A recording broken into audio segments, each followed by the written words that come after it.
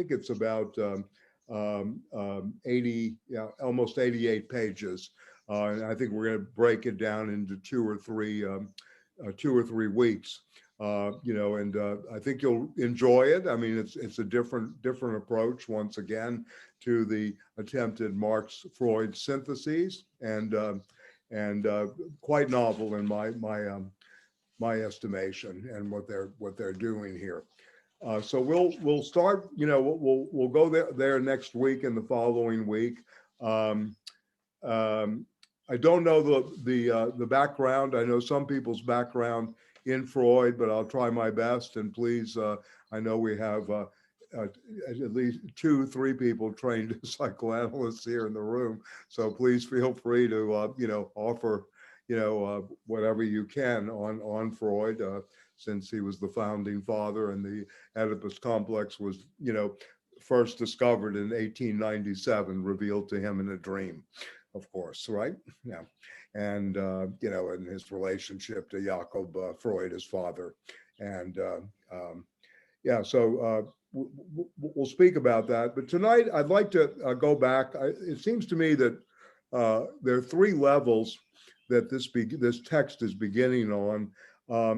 First of all, the body without organs, which seems to always create a lot of confusion. I don't think we're going to continue with the body with a full description or definition as of yet, but I do want to, and I was going to put this on the website, I will do it, but in Mill Plateau, there is an entire section on the body without organs in 1,000 plateaus.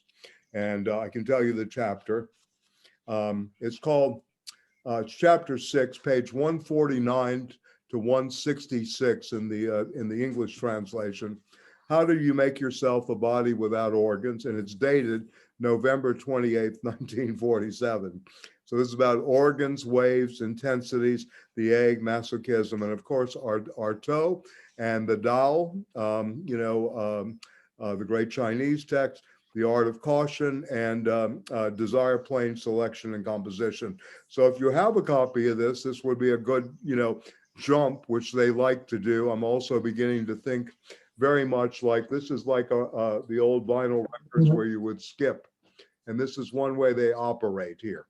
They're kind of precursors to hip hop scratch, before Brother Theodore's, putting his hands over the vinyl and stopping it, and scratch begins as a form in music. Deleuze and Guattari are already skipping, the needle to the next cut. So we're thinking about cuts in terms of the recording synthesis. If this helps you, I would really try to think, because again, the book is not a logical treatise. It certainly is not a work of a traditional philosophy, any kind of treatise or really descriptive, analytical work as we're accustomed to in philosophy. It's really maybe a way of, again, looking at a work of art. What kind of work of art is another story, right? I mean, we don't really know, really how this would be painted, or, how it could be sculpted. We can certainly reflect on things that are out there, and they're looking and obviously listening very actively to both the music of the day. And again, I just ordered it, and I'll let you know the book on Ravel by Jankovitz, the philosopher, which Deleuze likes very much, about the notion of interruption in music, and the skipping too. So anyway, I want to go back to the text itself, the style of the text, and maybe orient us again in this regard. One thing that's crucial to the body without organs is the Antoine Artaud theater of cruelty. And he is cited in the beginning, the ranting that goes on with Artaud.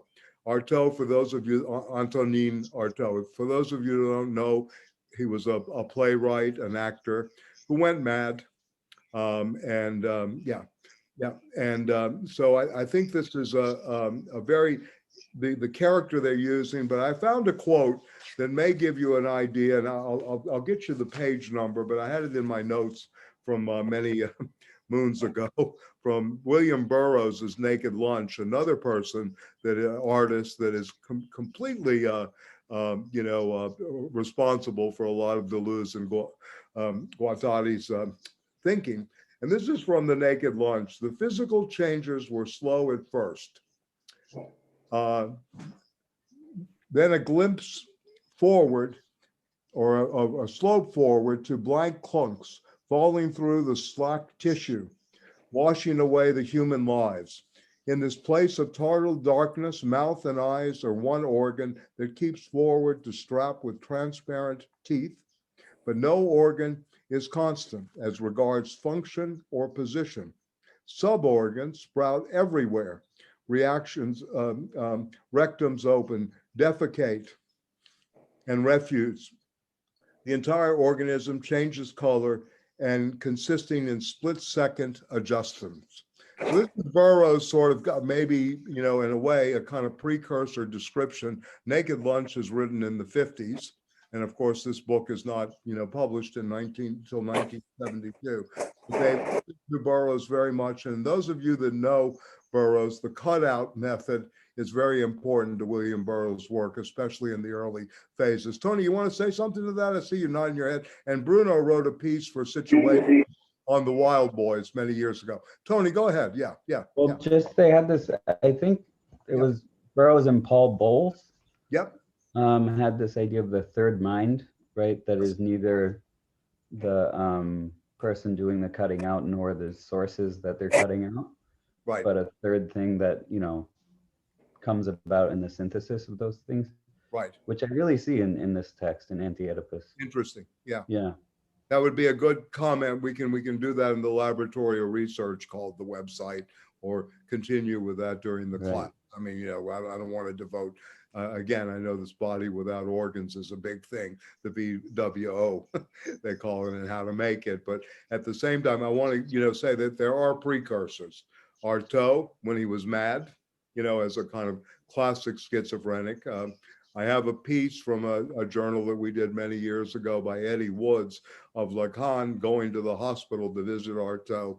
And the poem is really about the injection of heroin into Artaud at the clinic. And he's an imaginary poem about that, about that, because Artaud became a kind of cause célèbre as a patient, right?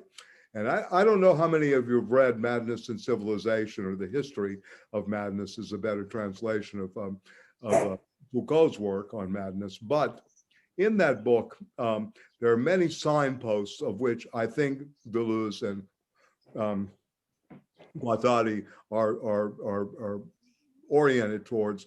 That is the figure of Hölderlin, Frederick Hölderlin, who went mad.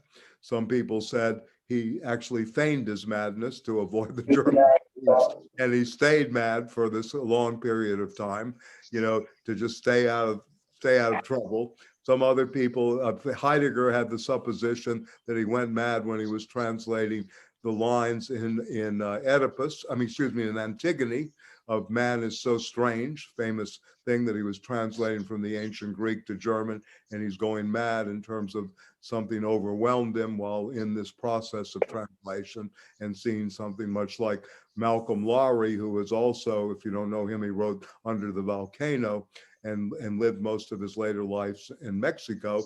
And he ended up at a bar putting his hands over his face, yelling, oh, Sophocles, you were right. So anyway, there are many moments here, in terms of this breakdown. And then, of course, Artaud in the modern period, Nietzsche is another signpost, So this is a very long history, and Foucault goes through this very actively. And I think, again, they're looking at this as thinking against, and I want to say this, thinking against the possibility of recodification by the state. Codification, meaning the law of the state, and how things become codified, and this kind of decoding that is constantly going on throughout, supposedly in their minds, through the schizoid, especially the pervert and the neurotic. that they speak of, and the psychotic do not decode. It is the schizophrenic that is going through this decoding process, and why this becomes the object of the new analysis of what capitalism leads to, etc. So again, the Artaud, this figure, I want us to do this. I mean, I don't know how much definitional work. I can certainly start this in the website on the body without organs, and we can certainly discuss it more. But these are figures in history that they're studying too. Figures, artists in particular, that have been thought about. Okay, so another that's one style, the ranting style of an Artaud.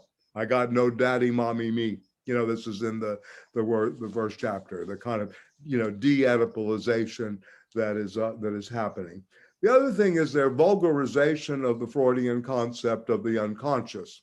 And Freud was not the inventor of the term unconscious. It was Edward Hartmann, but Freud took it up in terms of the topography of the mind that he engaged, the ego, id, and the superego, and especially the unconscious, preconscious, and conscious mind. Preconscious being the place of image production. Yeah, that very much, where Plato's cave was in the mind, in the vagaries of the mind. Okay, another thing, it was a mistake. The unconscious. It was a mistake to call it the unconscious. They frame the language as it, right? Machinaic, the machine, right? It is everywhere. It does this, it shits, it fucks, you remember the opening. So this vulgarization of the unconscious and the use of terminology outside of psychoanalysis. And it also, as I think I referred in the first session, is also the book of the it was George Grodek, the psychoanalyst, Hungarian, another great great figure in the history of psychoanalytical thinking, another one that Freud liked very much and actually defended him in the book on religion, the book called Future of an Illusion. Grodek just let the unconscious go, or the it go. The book of the it was the title, and this was a meta psychological work done by this Hungarian analyst who also had their crew, including Sandor Ferenczi, Otto Gross, all of these people came out of Hungary. Very interesting in terms of the early psychoanalytic movement.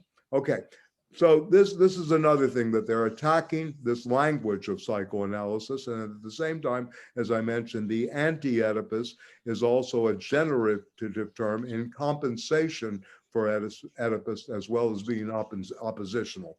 So if we can keep those thoughts together, like our friend Ivan Karamazov, keep 2 points of view simultaneously in our mind, we can maybe get a different take on this book, and maybe enjoy it and learn more from it. So they're always working in this both generative and oppositional sense, right? Together, yeah. I mean, it's kind of very interesting the way they do this. And again, the skipping to like a record, like moving the needle around on the vinyl or scratching, and someone put some other thoughts about that in the chat. So anyway, the third thing is that they're full of humor, the mocking tone of the book. Again, a stylistic device that they use. They're always mocking, something. Melanie Klein, for example, they're mocking her in the chapter we're reading today on the Oedipal. Say it's Oedipus, she tells the child, or I'll slap you on the head, or I'll slap you in the face, right? So this kind of imperial, they're kind of making fun, poking at that. They use the image of Freud as a brilliant bourgeois reader of Goethe, but a masked Al Capone, which is interesting. Masked Al Capone, right? So this is kind of interesting too, that they do this, and we can talk about that more. So the mocking tone, the use of the vulgarization of the unconscious or the Freudian language into the it and other kinds of languages, very, very argot in some ways. Very much they speak as if in the vernacular while they're creating neologisms, which I think is very productive in a way. full of fun and laughter. And in the Nietzschean sense, one does not kill through the spirit of gravity, but through laughter, right? So in a way, they're taking that up, particularly, I think both of them in a way, but Deleuze certainly understands that very well. And speaking of Nietzsche and Deleuze, Deleuze has had two books on Nietzsche before this engagement. The Nietzsche and Philosophy book and another smaller book on Nietzsche that's not well known at the outgrowth of the Colloquium at Clérisay in France. And he was very much a significant player. And again, I recommend as an introduction to Eternal Recurrence of the Same, or as an advanced reading of Eternal Recurrence of the Same, the book Nietzsche and Philosophy. Yeah, it's very good on building types, right? And looking at categories. And I think this is one thing that they're doing underneath the surface. They want to get away from this category, or at least cleanse us, if you will, or purge us, maybe even better, or, rid us of this notion of ressentiment, that socialism as a ressentiment, right? And that it ends up in this thing. They have that, we have nothing, they have this, et cetera, et cetera. They want to get away from that kind of thinking in terms of, this kind of Christianized notion, right, of ressentiment that Nietzsche comes up. Also, which means to be thingified, to become, almost a sentiment of being a thing in the world, right? Objectified. They want to get outside that language, and in a way develop creative types. And Deleuze creates a hierarchy of types, of which the artist is the highest type, and he has basic levels. But these are intensity levels. It's not the one stays fixed in a type, right? Yeah, in a way. And one of the great texts on ressentiment is, of course, Dostoevsky's Notes from the Underground. And another great text on ressentiment in literature, if we were to rewrite this or kind of work on the margins a little bit, would be Zuevo's Confessions of Z. Italo Zuevo's great, very comic novel about the double bind, actually, like Bruno, to smoke or not to smoke. The last cigarette, right, Bruno? Yeah, that's right. Right. The last cigarette is the thing. There's always Zuevo. Zeno is always saying, Z is saying, I'm going to have my last cigarette, right? But he just can't quit, right? It's interesting. Michael, could you just talk a little bit more sure. about the what you mean by ressentiment, or I don't know if I pronounce it, but well, Nietzsche came up with a category. Ressentiment was a category used actively by two philosophers in the 19th century. One was Max Schleyer, German philosopher, and he actually talked about that Christianity was not a philosophy of ressentiment, that somehow there was an overcoming in the Christian vision of history, in a sense. The forgive and forget was a noble moment, right? That one got out. One did not remain stuck or fixated on an angry moment. Okay, I'm kind of echoing. Anyway, so Nietzsche comes along and actually writes a book called The Genealogy of Morals, which again is another pretext to this that they play upon, by the way, in A Thousand Plateaus, The Genealogy of Morals. And in The Genealogy of Morals, he really speaks about the Christian bad faith, right? That somehow the noble became base. And in history, ever since the Roman Empire, the lower somehow has taken over, right? And you're beginning to read history this way. And he saw Christianity, right, as a form of ressentiment, that St. Paul begins the discourse, if you will, of ressentiment. Yeah. And what it is doing is taking away from a noble class, noble action, etc. It's a very class-bound thing, but at the same time, it is about energy, that most people get stuck, right, in their, or blocked in this kind of fixated position, or in this kind of obstruction, that they have psychically, and they can't get out of it, they can't overcome. So Nietzsche saw Christianity as the result that this led to a kind of nihilism, right? That Christianity and our modern period kind of ended in a nihilistic moment. We can do nothing. We're impotent. it leads to a kind of impotence. And Deleuze and Guattari, in a way, Guattari want to get to the point of where they want to show this ressentiment as part of psychoanalysis in a certain way. The psychoanalysis, in terms of the return to the father, reaches all these impasses and we can't get any further. And that the bedrock on which at least some readers of Freud, not all, but the bedrock on a good majority of Freudian readers is castration anxiety, right? And that this is something that, Nietzsche would say is, again, the building block for a ressentiment going forward, right? And it leads to a kind of politics of victimage, right? In a sense, then a politics of overcoming. So I think, in a nutshell, the genealogy of morals talks about, one acts in bad conscience or good conscience. And the good conscience is the noble conscience. He has this ancient vocabulary where he's looking at ancient Greece, and that the fall from ancient Greek and the Greek value system and the valorization of its ideals in the emotional life is being destroyed by Christian, grounding and leveling. So he sees this as a long trajectory of the West. For Nietzsche, unfortunately, and he really misread this, I think, but this is worthy of discussion, the French Revolution was the outgrowth of this ressentiment. He was not an adherent of the French Revolution. There's always a contradiction in the left's usage of Nietzsche. You can think about this, because Nietzsche was certainly not oriented towards socialism, much less, although, in Russia, Lenin and the early Soviets used the example of the Übermensch to talk about overcoming ressentiment and freeing up energy. So, to make a long story short, it's where energy is blocked, right?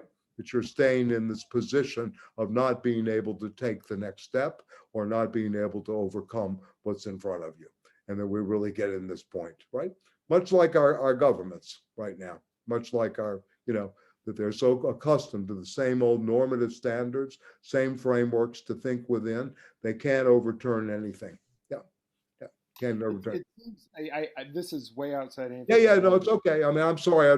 This was a very dense subject. Yeah, and well, there's the whole question of Nietzsche and his politics and his appropriation by the left, which is a whole nother kind of worms. But it seems to me that psychoanalysis could potentially be a kind of overcoming that block. That you're essentially trying to resolve the resentment and in some sense transcend it, move beyond it. I could it seems like more complex than just this. It is more complex, and Freud was a very active reader of Nietzsche too, and I'm sure he was careful. Very, very conscious of Nietzsche's thinking of a ressentiment. I'm speaking about how certain people have read, the psychoanalytic venture. And remember, these are two people that have a very long history with both the PCF in France, right, the Parti Communiste Français, as well as the French psychoanalytic movements, right, and a very good historical sense. They're not speaking just out of the blue from a tech like I am, in a sense about the genealogy of morals. They're also speaking about years of looking at what they consider the history, and I'll use their vocabulary, the history of shit that went on in the psychoanalytic movement, right? And then they're looking at this as battles that really became full of ressentiment, etc. Yeah, in many ways. So in a way, you could say, I don't know if you read the section on Freud and Jung in here today, but the difference between Freud and Jung on the transference was that Jung said the figure could be that of the magician, the sorcerer, right, etc. A little god, right, etc. A witch, if you want, anything like that. Whereas Freud was always saying that the representation is still familial, the familial images. So in some ways, Jung to them is more progressive in terms of getting outside of the Oedipal, field, right? And that somehow the ressentiment is played out in the psychoanalytic movement of coming back to that. And of course, as most of you know, Jung left, left the Freudian school and was no longer part of the analytical psychoanalytic movement after 1913-14, and then had a great career in the United States, particularly on the West Coast, which is interesting.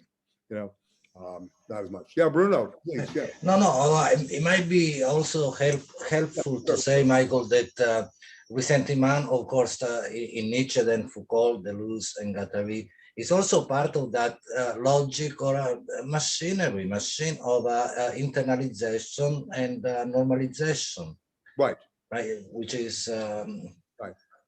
Yeah. Right. Yeah. I mean, I think to just go back to what Carl's saying and how things become quote unquote legitimated, normalized, etc., is what they're really trying to fight here in terms of the ressentiment. And that somehow they see in the psychoanalytic movement, as they see in the communist movements too. It's not like it's just, one against the other. And I'll talk about that in a second. But they see in this psychoanalytic movement this tendency back towards normalization, towards legitimization, and that it doesn't break with that, right? It will not break this rock of castration, the rock of Oedipus in a sense, and that too many problems developed out of this. So I hear you in terms of the therapeutic. Yes, I think psychoanalysis, handled well, and it's an art. It's an art and a science to a degree, but mainly the art of a science, if you will, or the science more of an interpretive art. But yeah, it can be extremely therapeutically, valuable, right? Yeah.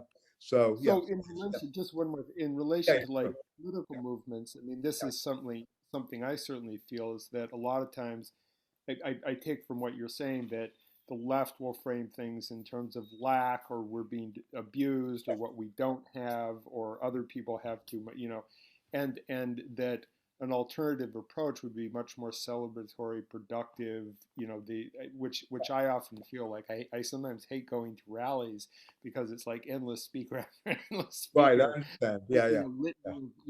Essentially the same complaint.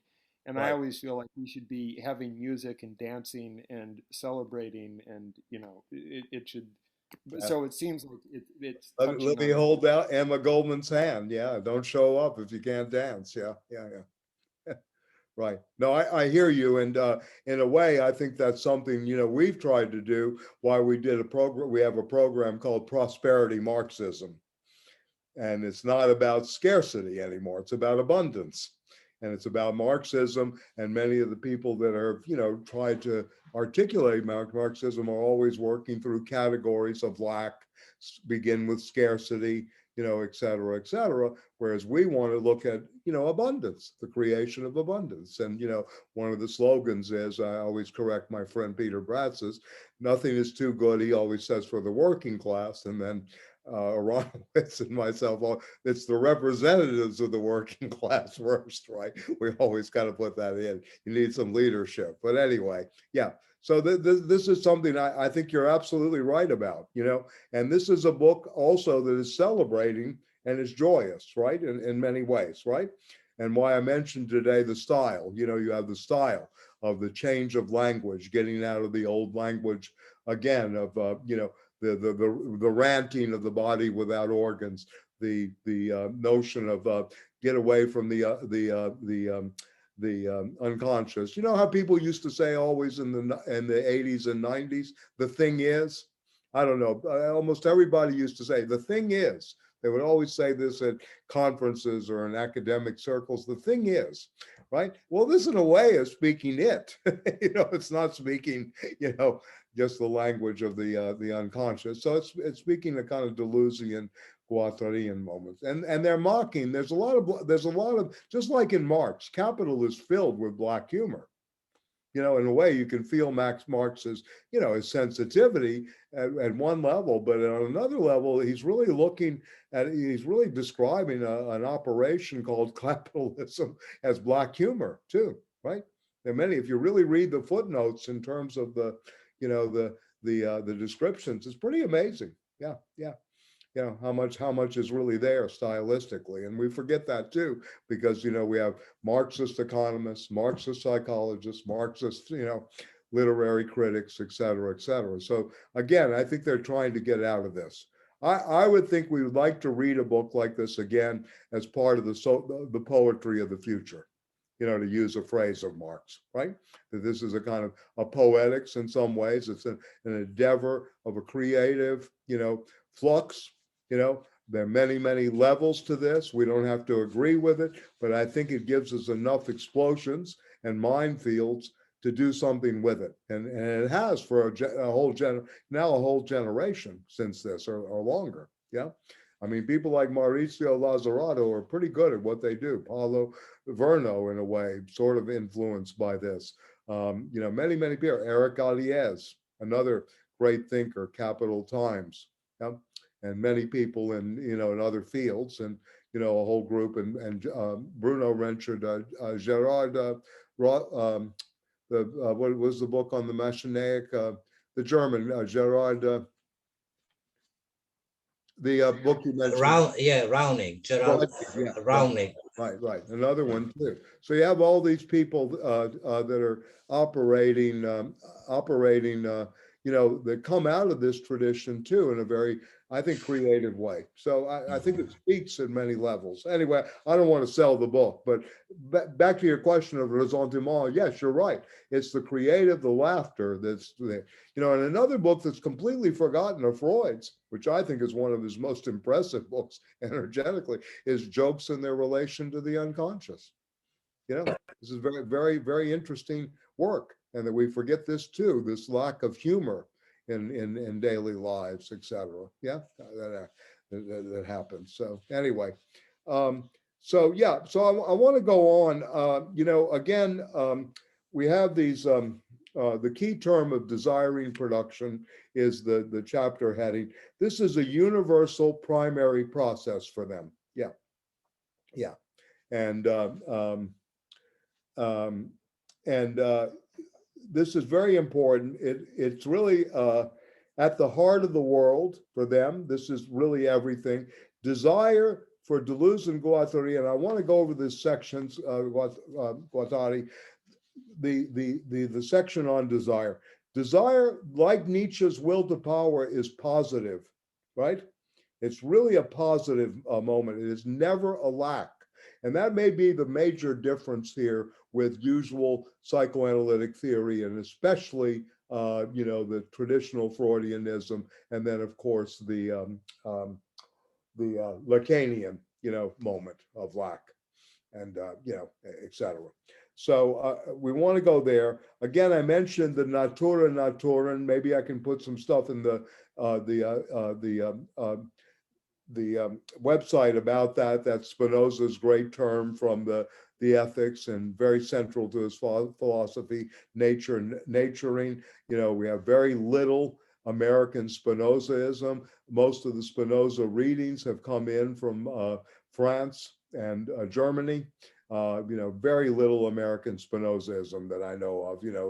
And if it was here, it was done by extraordinarily gifted Talmudic scholars, such as Wolfson and others, and of course by German immigrants like Leo Strauss, who wrote a great book called The Art of Writing, Persecution and the Art of Writing on Spinoza.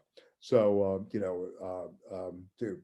So again, this notion of naturing and the will to power seem to be the two moments here, because they're really trying to develop here a theory of nature, that this desiring production is in nature. So there seem to be the two models that are always operative too. They're attacking the reductionist models against Freud, right? In the usual sense. On the family figures, of course, and then, of course, that the family figures, that the family produces the neurosis. The family romance is what needs to be analyzed. In classical Freudian terms, the analyst's role is to reproduce those familial figures and operate some kind of transference within that is moving towards the talking cure, etc. This is one of their antagonists, and the other is the Marxist notion that neurosis and psychosis are basically superstructural byproducts from an unjust and unequal society. Yeah, that this is one of the approaches of the Marxist thing. And I mentioned the book by Michael Schneider, and he's kind of looking at both sides of that. You know, with Freud against Stalin, with Stalin, you know, against vulgar Freudianism. It's kind of an interesting book, but we're certainly worth looking at, right? So the desiring production is both natural, you know, it's what we are, if you will. We're no longer, and just to play on the language a little bit in some of the antagonists, you know, we don't really hear about existential agency here. You know, the agency here is in desiring production. You know, it's not existential agency. It's not structuralist, right, in the sense that there is no agency. There's only structure, right? And that, you know, in this way. And I spoke a little bit about that. Levi-Strauss's structural, you know, study of myths, his structural anthropology creates this incredible tyrannical feedback system that is based on Saussurean linguistics, in which the working definition is language is a differential system without positive terms.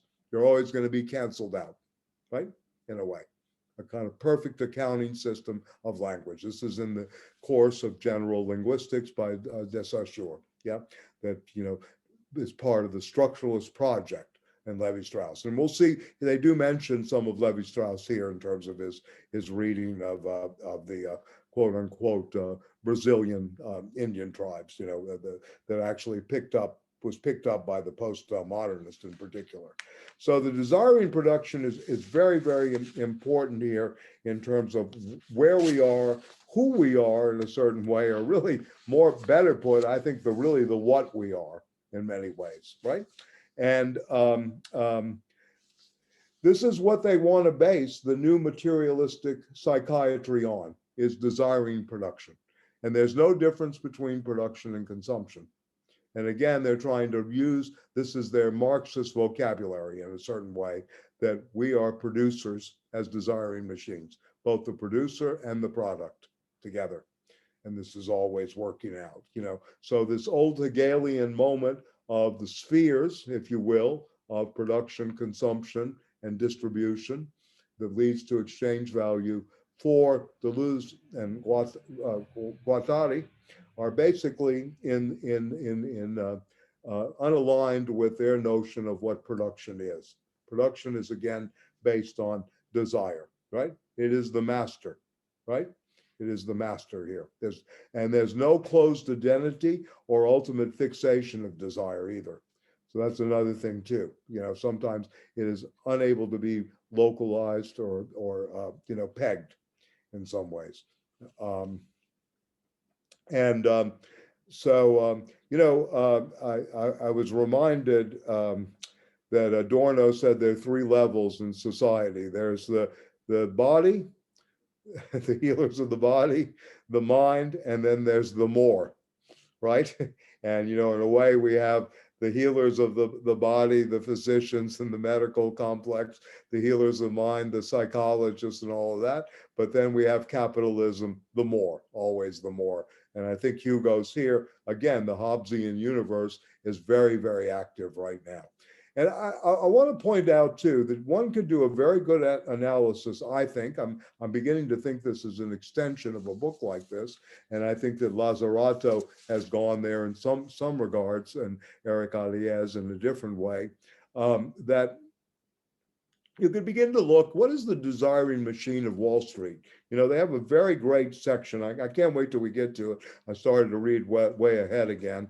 But when we get to capitalism and the socialists, how do we get to now these special project acquisition, you know, companies and you know, consorts? The Kathy, what's her name? Oh God, I can't remember her last name. You know, the born again Wall Street person that has Wood, is it? Kathy Wood, yeah. Kathy Wood, yeah. Yeah. So anyway, so how does this machine go from derivatives, which we haven't really fully understood now, to this new kind of financial speculation that is creating, instant multi-millionaires. There's a new IPO almost every week. How is this machine working? And I think Deleuze and Guattari later when we get to capitalism and the body and the stages of the processes, of the savages and the barbarians and the civilized, we'll be able to see this, how the despot machine and empire is working. So again, I want to say this book, even though it's 50 years old, has a tremendous amount of influence on Negri and Hart in Empire, especially the first volume. Many of the Italian Marxists, formerly of the autonomist movement, many people in France, of course, took this up, including Jean-François Lyotard, who looked at the postmodern condition through the eyes of the study of the double bind, which is actually, the three syntheses that we can go over a little bit today. They play out more as we go on. The connective, but the disjunctive is the double bind. And again, it becomes very sophisticated because you begin to see how these syntheses are related to certain, movements in history, what they're doing, and then how the conjunctive works. And capitalism works on the conjunctive level, right? Really on the conjunctive level. Another thing I want to remind everybody of, and then we can talk. I mean, I want to just say,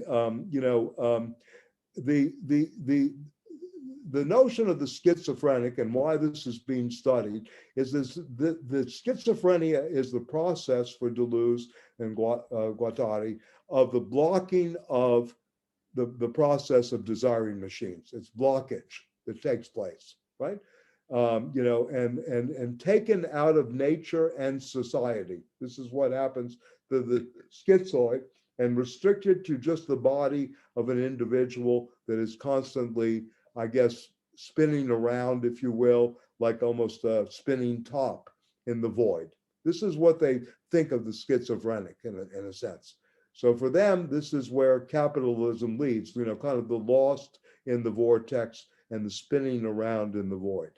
Yeah, and so they're going to look at this, the schizoid processes, right, in terms of formations, the primitive and the savage, right, and the connection, the connective synthesis is really physiological, it's bodily, right, and then the disjunctive, right, which is and the connective is production, always desiring production. The connecting, this song is connected to this song on the record. This machine is attached to that machine in terms of the desiring machines on the connective, and it's physiological in that way. And what's being created are formations in an infinite chain, etc. Then there's the disjunctive moment, right? And that's the recording of the double bind. That's the transmission of multiple messages or double messages, that are in conflict with each other. This is what the schizophrenic is supposedly receiving. This is based on Bateson's school and how it's studied today, this double bind. Your mother said this, but she really meant that, right? In some ways. Or, that message you're getting from the government is this, but it really means this. So this is in the recording, what's called the disjunctive. And he's using this also, I don't know if you remember the phrase they had with Judge Schraber. Of course, we believe in God as the master of the disjunctive syllogism. So they're kind of going back to this in terms of a very, very interesting moment. These are the methodologies at work which are highly creative and productive that come out of somewhat the tradition of philosophy. And then the conjunctive, which is psychological at the end. The psychological, right? And this is the civilized capitalist formation is the conjunctive, whereas, so they're reading history in this way. No longer is it just in the traditional Marxist sense, slave societal, feudal society, capitalism, right? Or modern bourgeois, as Marx would do, or others read, the struggle against feudalism. They're reading this in terms of this kind of process that they consider territorialization and deterritorialization, and how these flows work on the body of the earth and how empire and emperors are created. So, for example, for Deleuze and Guattari, to use another metaphor physiologically, the workers are the hands of the emperor, and the spy as a figure, are the eyes. It's kind of interesting, right? The way they see this. They're kind of looking at workers are the hands of the emperor, and they read Kafka, Great Wall of China, see how they work, in a sense. Great story of Franz Kafka, by the way, and commented upon by Deleuze and Guattari in their book Minor Literature, right? And then, basically these moments, right? The savage, the barbarian to the civilized, right? That the barbarian has this moment in some ways in its historicity of being part of the quote unquote disjunctive recording synthesis. So again, the schizoid, if you can presuppose, if you will, that the whole book is really looking at the history in terms of natural history and history through the eyes of what they consider a kind of schizoid genesis, beginning there. And this is what is where we are in capitalism, both symptomatically and how we have to overcome, right? And then no longer the models are that you were made neurotic by base superstructure relations, and you better go sleep on the, go sleep on the couch. Yeah, so most people do. But anyway, you better go lie on the couch and do your therapy or whatever, or sit up, psychotherapy. Or on the other hand, that the state itself will help you record, right? Something here, this recording process. But no, they're pointing out the levels of the double bind here. I want to point out too, they're also looking at event formations. They will go into something like the Urstadt, the formation of the first state. What does that mean? Et cetera. Its beginning and how it becomes concrete, where the state comes from, et cetera. And then into the capitalist machine. So the state and the capitalist machine are being thought of in a context. Yes, Carl, please. Yeah. I just had a question. I wonder also if other people have this interpretation, or if this is that it seems like the disjunctive synthesis, these three syntheses, it reappears in the section on machines, right, where they talk about different types of interruptions. Yeah. And the way I sort of thought about it, it seemed like what they're talking about is what they call detachment, is where it's kind of parallel to the disjunctive synthesis, and it seems to be where language and symbol begins to enter into a kind of a coding operation. The way I read it is that they have a particular understanding of that that's not the usual, the sign is a signifier that represents this. Right. But that it seems that's kind of the disjunctive synthesis is the moment at which a kind of, earlier they talk about inscription, a kind of writing, a recording on the surface, but there's that movement, and then the what is it? The final one is the emergence of the subject, right? The kind of the residual interruption.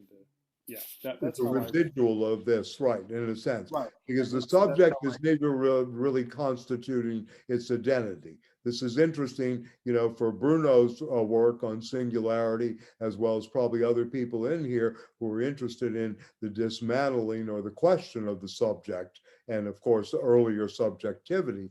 They are really, in a way, saying the subject is not constituting here at all. The subject is constituted from the outside, right? There's not a subject constituting here. That's the point of the syntheses, right? Right? They're happening, in a kind of loop more than, from you, like a Kantian representing your thoughts to yourself, right? That you, I think, come accompanying all my representations. No, You're not thinking in accompanying all your representation, according to Deleuze and Guattari. You're in a disjunctive moment, as you just put out, where language enters, and before that, you may be in a connected synthesis in a sense, right? But you're not the one that's doing the constituting. The synthesis is happening. Yeah, go ahead, Bruno. No, remember last week, right, that the subject is an appendix, right? Appendix. To the, Maybe literally, physiologically. Yeah. Yeah. Mhm. Maybe you look at the appendix that way. Yeah. But Yeah, it's, that's a good point. Yeah. So I mean, you know, the thing here is they're working on multiple registers all at once. I mean, this is another thing that's kind of interesting about this book, because their notion of history is so good. You know, remember, this is. I mean, I have a fetish for the French educational system, obviously, and you know, in a way, the level of learning that is in this book. I mean, it may at times really seem like it's off the wall and it's, you know, way out there and all this, but the level of engagement with the tradition of Marx and Freud, structural anthropology, right? All of these levels, you know, even the classical Greek world is pretty amazing, you know, when you really think about it and what they're trying to take down theoretically, where the levels of the destruction are. So, you know, unlike Heidegger, this is not just a destruction of Western ontology. This is a destruction of any remnants, if you will, of anthropological or anthropomorphocentrism that has been left over as a residue from being in time, you know, or any of the humanistic existentialist approaches to it. They have this task in mind. When I began with this as a prolegomena to a postmodern philosophy, thinking about this, and I saw some people said very much in terms of a prolegomena for artificial intelligence. Yeah, Bruno. Yeah, please. Yeah. No, I mean, to also go back to the section that Carl was pointing out by calling attention to, and actually, if we read the very last two lines of this section before they go to the next chapter, right? Everybody, it seems, page 41, no? I mean, on the one hand, just because Carl, you were asking about interpretation too, to me, these the last two lines really almost read like a kind of recasting of the very important question of the decision as a separation, right? To decide is to separate, we know from Heidegger, right? I mean, even etymologically, to cut. So the cutting.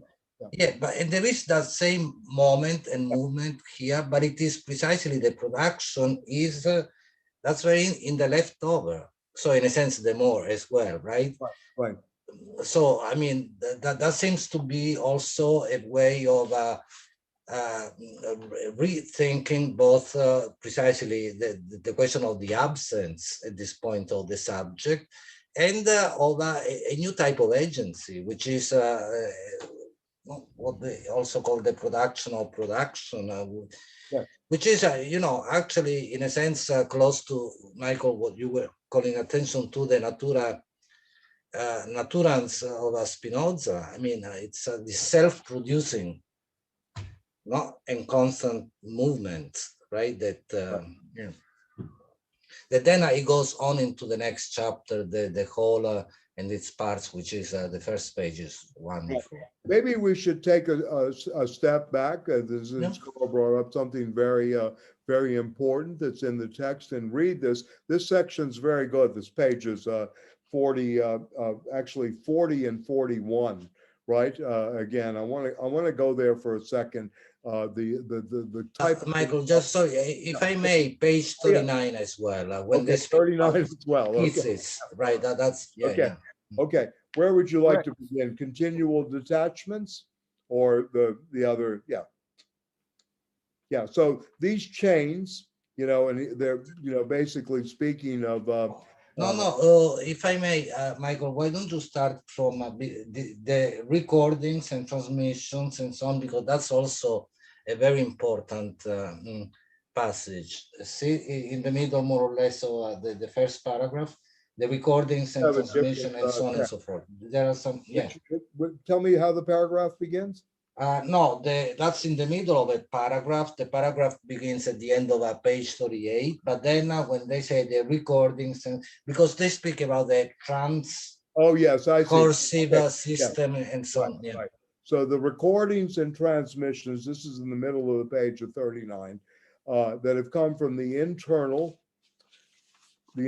codes, from the outside world, from one region to another of the organism, all intersect, following the endlessly ramified paths of the great disjunctive synthesis. If this constitutes a system of writing, it is a writing inscribed on the very surface of the real, a strangely polyvocal kind of writing, never a biunivocalized, linearized one. A transcursive system of writing, very interesting, right? And never a discursive one. So the whole question of discourse and discourse ethics and all of these things, again, they're taking on. It's not discursive, it's transdiscursive, right? That's happening. A writer, right, which is, if I may, it's also the modality of transversality that they always, speak about. Yeah, right? Right, Cutting through, if you will, or the overcutting through something, right? The writing that constitutes the entire domain of the real inorganization of the passive syntheses, where we would search in vain for something that might be labeled the signifier. And again, the signifier is under attack here, right? Meaning the signifier and the signified, but particularly the signifier, because the signifier is within that domain of a very long history of Oedipal, the Oedipal myth, the Oedipal complex, etc., and what they ultimately will call the imperialism of Oedipus, and also reductionist Marxism as well. This is another signifier they're going after. Writing that ceaselessly composes and decomposes the chains into signs have nothing that impels them to become meaningful or really signifying anything. The one vocation of the sign is to produce desire, important, engineering it into every direction. These chains are the locus of continual detachments. And I hear a lot of Merleau-Ponty here, by the way, for those of that you have read the phenomenology of perception and the body, his work on the body. The body as constantly detaching itself from the phenomenon. Schizzes on every hand that are valuable in and of themselves, and above all, must not be filled in, which is interesting too. Why fill it in? Why give it meaning, etc.? This is the second characteristic of the machine, right? That breaks are a detachment, which must not be confused with breaks that are a slicing off. Right? Interesting. The latter have to do with continuous fluxes and are related to partial objects. And you begin to get this notion of the, Lydia, you can comment on this, the object relation school, and especially Klein, right? Schizzes have to do with heterogeneous chains, and as their basic unit, use detachable segments or mobile stocks resembling building blocks or flying bricks. We must conceive of every brick as having been launched from a distance and as being composed of heterogeneous elements, containing within not only an inscription with signs from different alphabets, and this is very beautiful. I mean, this is really going to the source of writing, right? But also various figures, plus one or several straws, or perhaps a corpse. Cutting into the flows, right, involves detachment of something from a chair, and the partial objects of production propose stocks of material or recording bricks within the coexistence and interaction of all the syntheses. So yes, this is very interesting. This is the first, as far as I can tell, return to Lacan. This is basically straight Lacan, this entire section. Except for the signifier. What do you mean? Yeah, go ahead. Yeah. Detachable segments, yes, and the replaceability and the metonymy. Right. Yeah, they are in the metonymic here. No question about that, right? Yeah. But they're going against, yeah. This is on the other page about the code. We owe to Lacan the discovery of this fertile domain of a code of the unconscious. This is on page 38, right? And this is the problem with just taking a passage. Sometimes we miss the, the more thing, even though the record's skipping all the time in this work. Incorporating the entire chain, several chains of meaning, a discovery that thus totally transforming analysis, right? The basic text in this connection is the purloined letter. And of course, this set up and I mentioned this, the debate between Derrida and Lacan, where Derrida says the letter does not reach its destination, whereas Lacan says it does. And this was a big debate about destination of the signifier and the chains. How do they arrive home or arrive at their destination? Or as Bob Dylan used to say, the post office has been stolen and the mailbox is lost, right? That kind of gives you a sense of what's going on in this purloined letter in many, many ways. Okay, but very strange how strange this domain seems simply because of its multiplicity, a multiplicity so complex that we can scarcely speak just of one chain, right? Or even of one code of desire. The chains are called signifying chains because they are made up of signs, but these signs are not themselves signifying. The code resembles not so much a language as a jargon, an open-ended polyvocal formation. The nature of the signs within it is insignificant, as these signs have little or nothing to do with what supports them. Interesting, again, right? Or rather, isn't the support completely immaterial to these signs? The support is the body without organs. There we go, right? This is where they're going to go, their difference. These indifferent signs follow no plan. They function at all levels and enter into any sort of connection. Each one speaks its own language and establishes synthesis with others that are quite direct along transverse vectors. If you think about this as transversality and vectors that they do, whereas the vectors between the basic elements that constitute them are quite indirect. So the disjunctive characteristic of these chains still do not involve any exclusion.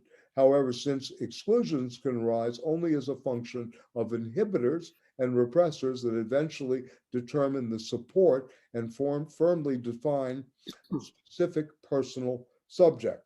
And he goes on the notion of support in psychoanalysis. There's a debate or a conversation with Daniel Lagos that is in the footnote here in terms of what the support is. No change is homogeneous.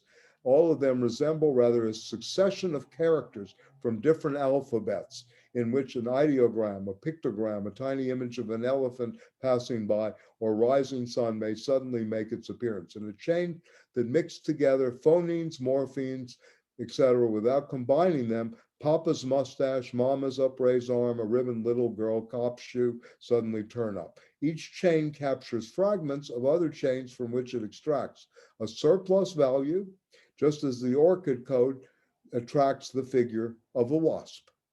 Yeah. Both phenomena demonstrate the surplus value of a code. And notice again the Marxist language here too. You don't hear Freud really talking of surplus value of a code, right? This is obviously a Marx. Yeah, Josefa, please. Yeah. It seems like he's comparing the unconscious to the way how language arises. So if you have components and signifiers, if you look at language, you can divide it into the signifiers, like the words, the letters, etc., right? And then in linguistics, so you have, as long as the signifier, let's say the letter WORD, links to its signification, to signified, then you have a system. So as long as you have all these letters going around, or this phonemes, the sounds, etc., going around, it's more like it seems like he's looking at the unconscious that way, because it's, and that's the body without organs. So that's where it emerges from, it seems. And so we connect, but you don't really connect, because to connect, you need to have something, a meaningful, a whole, but here they're just parts. So, but basically like language, it seems. So it seems like there's a level of the unconscious. You have machines, but then at the conscious level, you have the, what Bruno was talking about, the self, right? The subject. But you don't have that here, because once you have a subject, you have a system, you have a language system, it seems.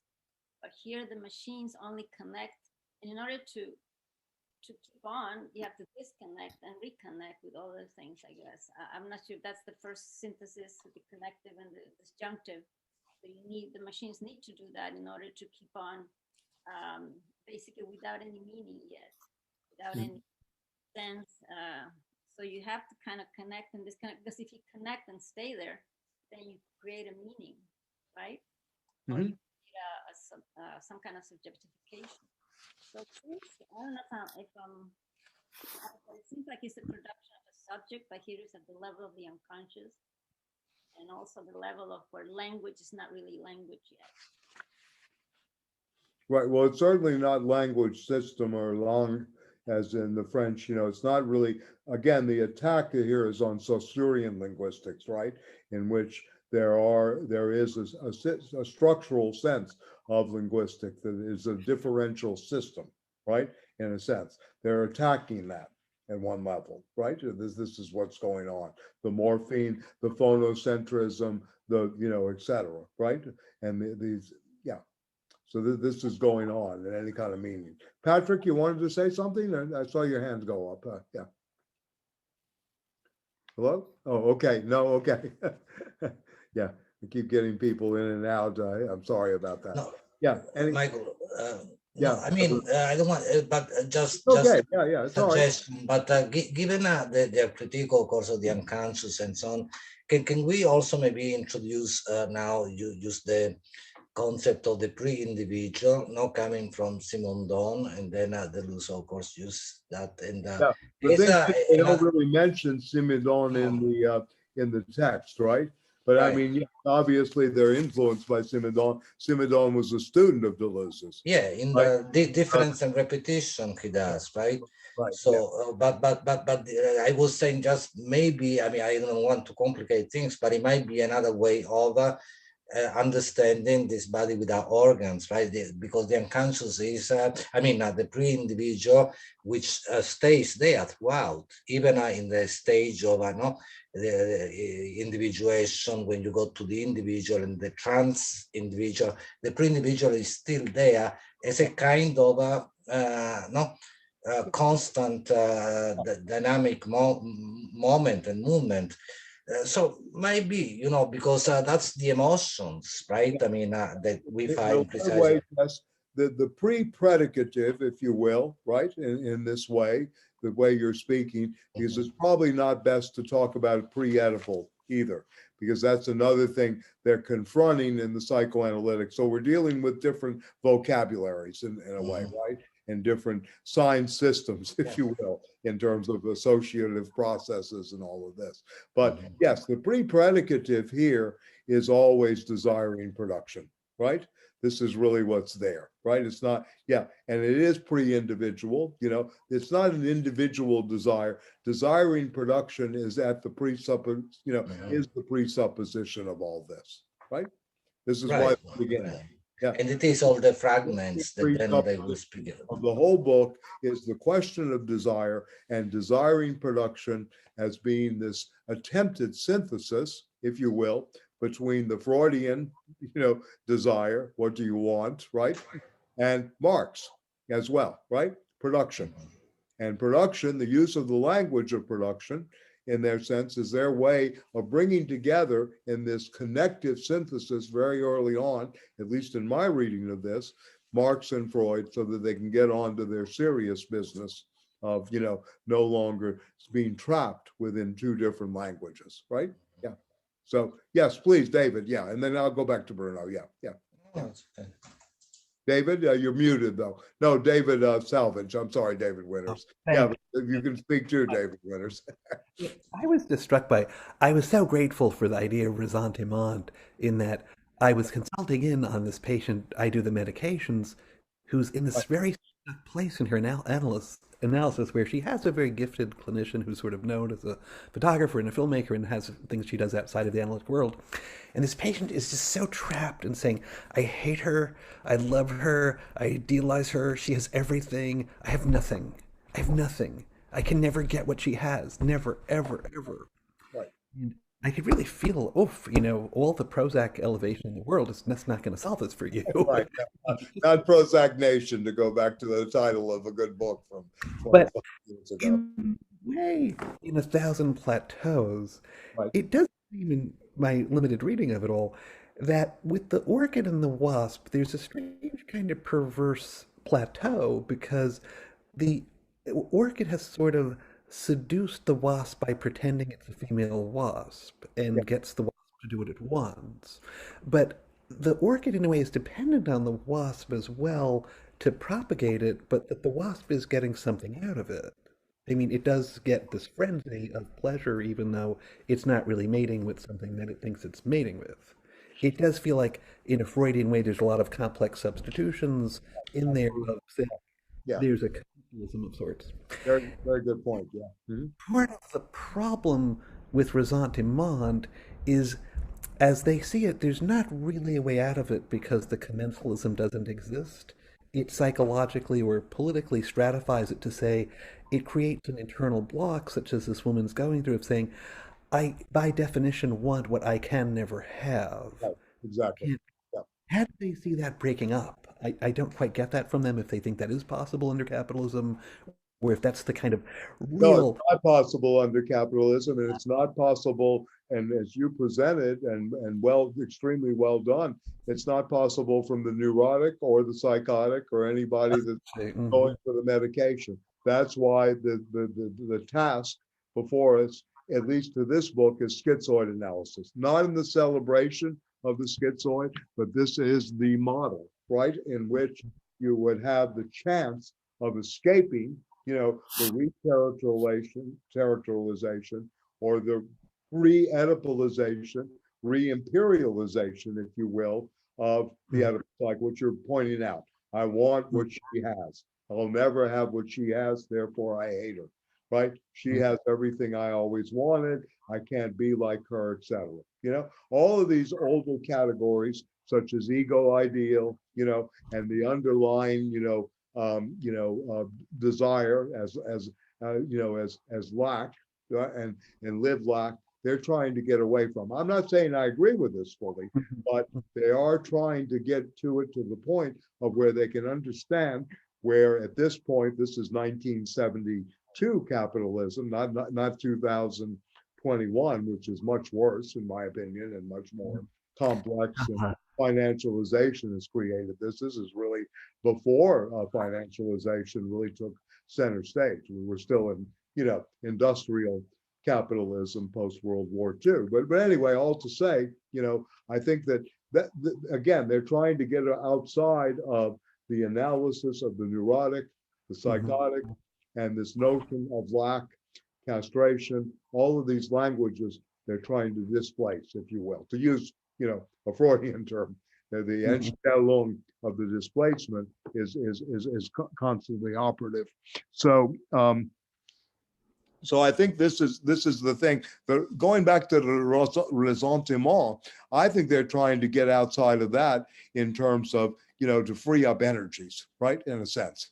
And in fact, the analyst in that case, I mean, I don't know the case anything, and I'm not a psychoanalyst by any means, but anyway, I would certainly try to, just say, well, I mean, why do you want what I have? It's horrible, or whatever. I don't know if you know the movie Putney Swope. It's a very funny movie about a black takeover of an advertising agency.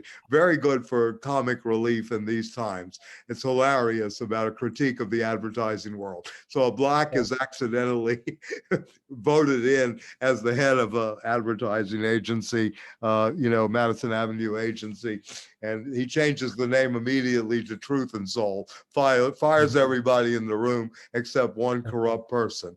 So, except the corrupt person says, it's a terrible job. You don't want it, right? In a way, don't take it. It's terrible, the job. So anyway, reminds me of this kind of ressentiment, that needs to be examined, right? I mean, in a sense, why do you want what I have? What do you think I have? And then, Lacanian analysts, it's always taking the position of the other, right? In a way, you want what the other has, right? In some ways, this is another thing that's kind of interesting. I don't think they want to go there. They consider that still part of acquisition, not production. Think about it that way, in terms that's the consumer, if you will, or acquiring something, right? And possessing, rather than the producing, desiring machine. See, it becomes much more, because they're, again, presupposing this desiring machine and not this acquisitive machine or this consuming machine, etc. Right? They're looking at, desiring production. So I don't know if that clarifies anything or complicates matters, but yeah. But the schizoid is the kind of the anti-hero at the end of the journey of capitalism. They're kind of an anti-hero, the schizoid, and the schizoid text, and the Antoine Artaud's, or the Burroughs that I read about the body without organs, the junkie that is going through withdrawal, that describes the naked lunch, everything frozen at the end of the fork, and that experience and these kind of things are what interests them, right? In a way, rather than the functioning, going back to philosophy, to society, adapting, ego strength, all these kind of terms that we use. They're really much more interested in this as both symptom and as possibility of revolution, if you will, right? The possibility. Yeah. So would they see it like, if you think of the events of January 8th and the attack on the Capitol, of saying ressentiment? The 6th is an important day. The reason I correct you, it was Epiphany. It was 12th night. Okay. January 6th is very important. It's the Epiphany, 12th night. You have Shakespeare, you have many. I mean, again, I'm coding, but yeah. Right. But would they see that as, you can't resolve ressentiment? So all of these people, under a billionaire class, aided and abetted by the insanity of Donald Trump and the various abuses of a democratic process, can't own their rage at him. So there's only identification with him and a sense of saying, we kind of are him or an extension of him. And what we can do, because we can't resolve ressentiment, is to go to the Capitol and just try to tear it down, put up a guillotine, try to threaten that we're going to murder people. We're just going to get out this destructive rage. I think you have a great essay here, the Trump desiring machine. I think you have a great essay the way you're presenting this in terms of the Deleuzian, Guattari and schizoid analysis. What produces this kind of behavior? And the interesting thing is too, look, we have movies that come out again.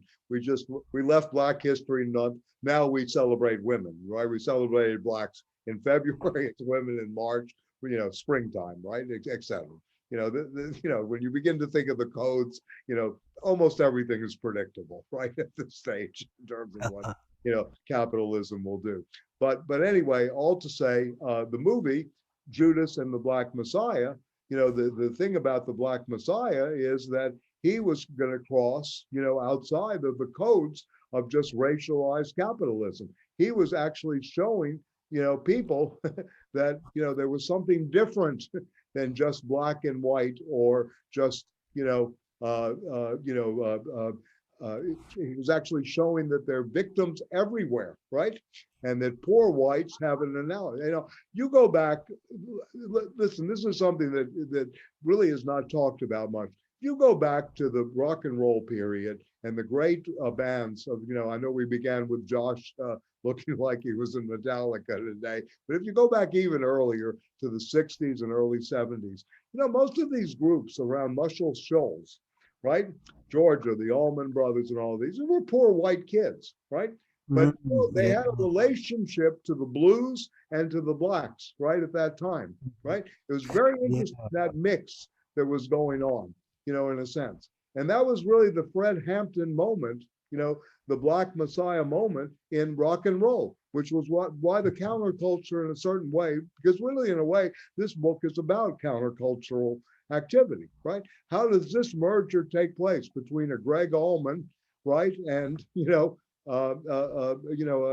BB King? I mean, even though he's from Mississippi, the other one's from Georgia, but how do these things happen? Or a Mose Allison on the piano with Muddy Waters, and always calling Muddy by his official name.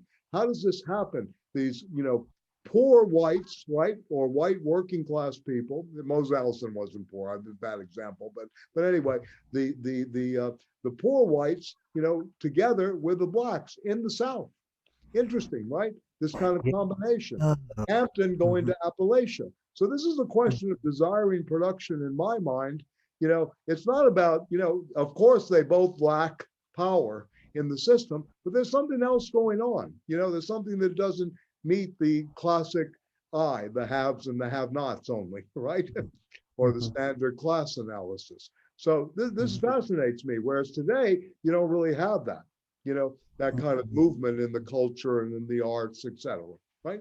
It's interesting how that's been deflected, during the past 40, 50 years, and how things become commodified and recodified, in many ways. You go back and read, I mean, Tony and Bruno, and I'm sure other people here write poetry. Tony is an active poet, in the poetry circles, when you go back and you read Diane de Prima, Ferlinghelli, these people are down. I mean, they're really down, right? I mean, when you think about it, how did that happen, right?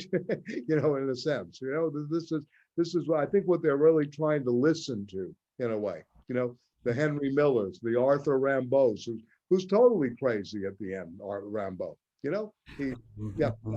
So I think this is, again, trying to upset this, the antagonist here really is the system that has the neurotic on the couch. That's the antagonist. I'm not saying neurotic shouldn't be treated. And I don't know, but in a way that this is the antagonist that they see that is easily recodified into, the system, right? So, what do you get out of the Black culture, on TV? You get the Jeffersons in the 70s, Mod Squad. Think about these things. I mean, how this recodification happens. That's going on in back rooms too, right? I mean, it's through market studies, psychological studies, all this is happening all at once. Yes, Carl, I'm sorry. But very, very good intervention. And we'll go back to what you were talking about, David. Thank you. Yeah, that was really interesting. I guess just before, I was wondering what other people thought about their discussion of the signifier and how they are completely divorcing the sign from a signifying function. And reading this, I mean, one of my reference points is Marx and what you had talked about earlier about, what is the nature of capital. And there's a lot of things in Marx that have sort of, semiotic aspects to them, right? Money is a form of semiotic representation. But I like what they're doing because I do think it gets much closer to kind of what he was getting at with capital. Right. But I guess I found it a little, it seems too extreme or something. I mean, I think that it's not, well, that there is a signifying function, just like you can't completely separate the formation of desire from a sense of lack. Think of something very basic like hunger. I mean, that hunger is a sense of the body lacking thirst. I mean, very elemental aspects of our experience that our more complex needs may in some sense be built upon, but it's not like we have, hunger and then there's all these other, so anyway, I was just curious what other people thought. Sure, I'll open it up, and again, the two Davids. I know David Winter and David had very good things to say here. I just want to make one remark. I'll make one really quick remark about the semiotic function. The semiotics is the outgrowth of the disjunctive synthesis, and their usage of semiotics is there. It's happening in the disjunctive synthesis against the signifier and against meaning. So instead of saying, what do you mean? Or what does that mean to you? Or is that meaningful? The question is, in the disjunctive synthesis, what is that a sign of, right? What is that a sign of? Only the sign is there. There's no meaning. The meaning is being created, by the desiring production. That's where it's happening. It's not a predetermined meaning or whatever, or the subject is creating at that level. So this is where their creativity is in the desiring production, not in what do you mean, and that it's fitting into the usual linguistic codes, or again, what we expect to have. So I know it's complicated, but again, they're trying to go outside of the tradition, and it's semiotic. I mean, maybe best to say, this is really about signs, right? It's not about signifiers, It's, signs without, in some ways for them in these syntheses. That's what they're looking for. And remember, the syntheses is bringing together, coming together around something. So this is important. So anyway, some other people have their hands up. Go ahead, Carl. Yeah, I'm sorry. Yeah. Doesn't Freud though have a conception of the unconscious is productive and reveals it, but it speaks through symbols, right? I mean, that you can't just collapse the two into, it seems like they're just engaged in this, a kind of a collapse that lacks any mediation. And I was reading a little bit of Freud on dreams, and there's very complex mediations and all these things that are place in the dream work, for instance. Absolutely. That are, semiotic. At the same time, they're productive. It seems like he's not saying it's one or the other. Freud is.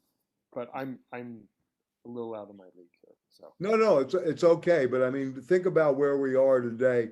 Do people really have 4 or 5 dreams a night that they bring to the analyst's couch? And is that interpretation really going on? We have some dreams, but really, in a sense, people don't have time to dream anymore. It's very interesting what's come down in a lot of ways for a lot of people in the culture. The dream world is not active. People don't talk about this as much as they did 50, 60 years ago. It's kind of interesting in a way. And one of their things that they claimed in the 70s after this book came out, they said, we're not treating neurotics or psychotics, or really for that matter even the schizoid, was treating Valium. That's what they said, really in a way, because they're looking, again, one way of reading this book too, is that you make a good point about the level of the complexity of Freud's thought. This is a genius, in the old terms of, Goethe and Kant, this is obviously genius at work, in terms of Freud's mind and the levels of the complexity and the connections. And you're absolutely right. You're reading the symptomatology, right? And it's through the spoken word. It's through free association that this is happening. At the same time, they want to look at this in relationship to capitalism, right? They want to look at the surface and the semiotics, right? This is really where they're trying to go. And they're trying to create, in a sense, through this look at the schizoid, right? And this body without organs, that this is a very radically different project than psychoanalysis. This is a departure, if you will. It's a departure from the creating of meaning, in a way. And it's a departure away from, how we actually can be re-normatized or re-engaged by the system. They're really on guard against this. This is the notion of the nomad in Deleuze. Nietzsche's thinking, I am every name in history. I'm libidinally traversing the world, right, etc. I will not be caught. I will not be entrapped by a system. All systems, all codes can be broken, Every time you write a code, it has the possibility of being broken. So I think this is where if this makes some, I don't know if sense is the right word, but, gives a kind of trajectory to it, in this way. I mean, in one word, I mean, they're really thinking, the rationality of the irrational completely. It's not just, self-destructive behavior at work here, or, the symptomatology. They're really thinking through the worst of the system and how it plays out, right? In a sense, right? This is, yeah. But they're again trying to examine and describe. So anyway, some other people had I think their hands up and wanted to make comments, and yeah, Josefa, yeah, please, yeah. And I'm just answering Carl. I think we can kind of say that desire is production, and it's not lack, and that's what they want us to think. You lack whatever. I mean, you lack whatever. I mean, Dan Smith, I think, talks a lot about this. Like, you lack toothpaste, you lack this, you need to have whatever. Yeah. So I think desire is kind of say that it's production. And so what capitalism does is basically makes you think that desire is a lack. And the same thing, I think, it's trying to say that the Oedipus complex, I think, is symbolism that you want to interpret everything that way. It's a fixed notion, but you don't want to. But basically, that, like you said, Michael, you're against that. And I think that's exactly when they give that example of the little kids, with the trains. No, they're going. And you mean the Melanie Klein, Dick and Mommy? Yeah, in the tunnel. Yeah, right. And then the slap, it's Oedipal. You need to be re-Oedipalized here. Don't you see what's happening here in the triangle? Yeah, no, I'm sorry. I'm just paraphrasing there. Yeah. No, you're right. So that's what I think they're against, this system. Right. Oh, hold on. I'm sorry. Someone's at my door. Just 1 second. I'm sorry. Please continue, though. Josefa, are you saying, I'm just having a hard time here, are you saying that that it is capitalism that produces desire as the experience of lack? That's not okay. That's not inherent in the constitution of desire. They're trying to see that desire is just production and not lack. So if you start seeing desire as lack or as Oedipal, then it's like in that little experiment, then you are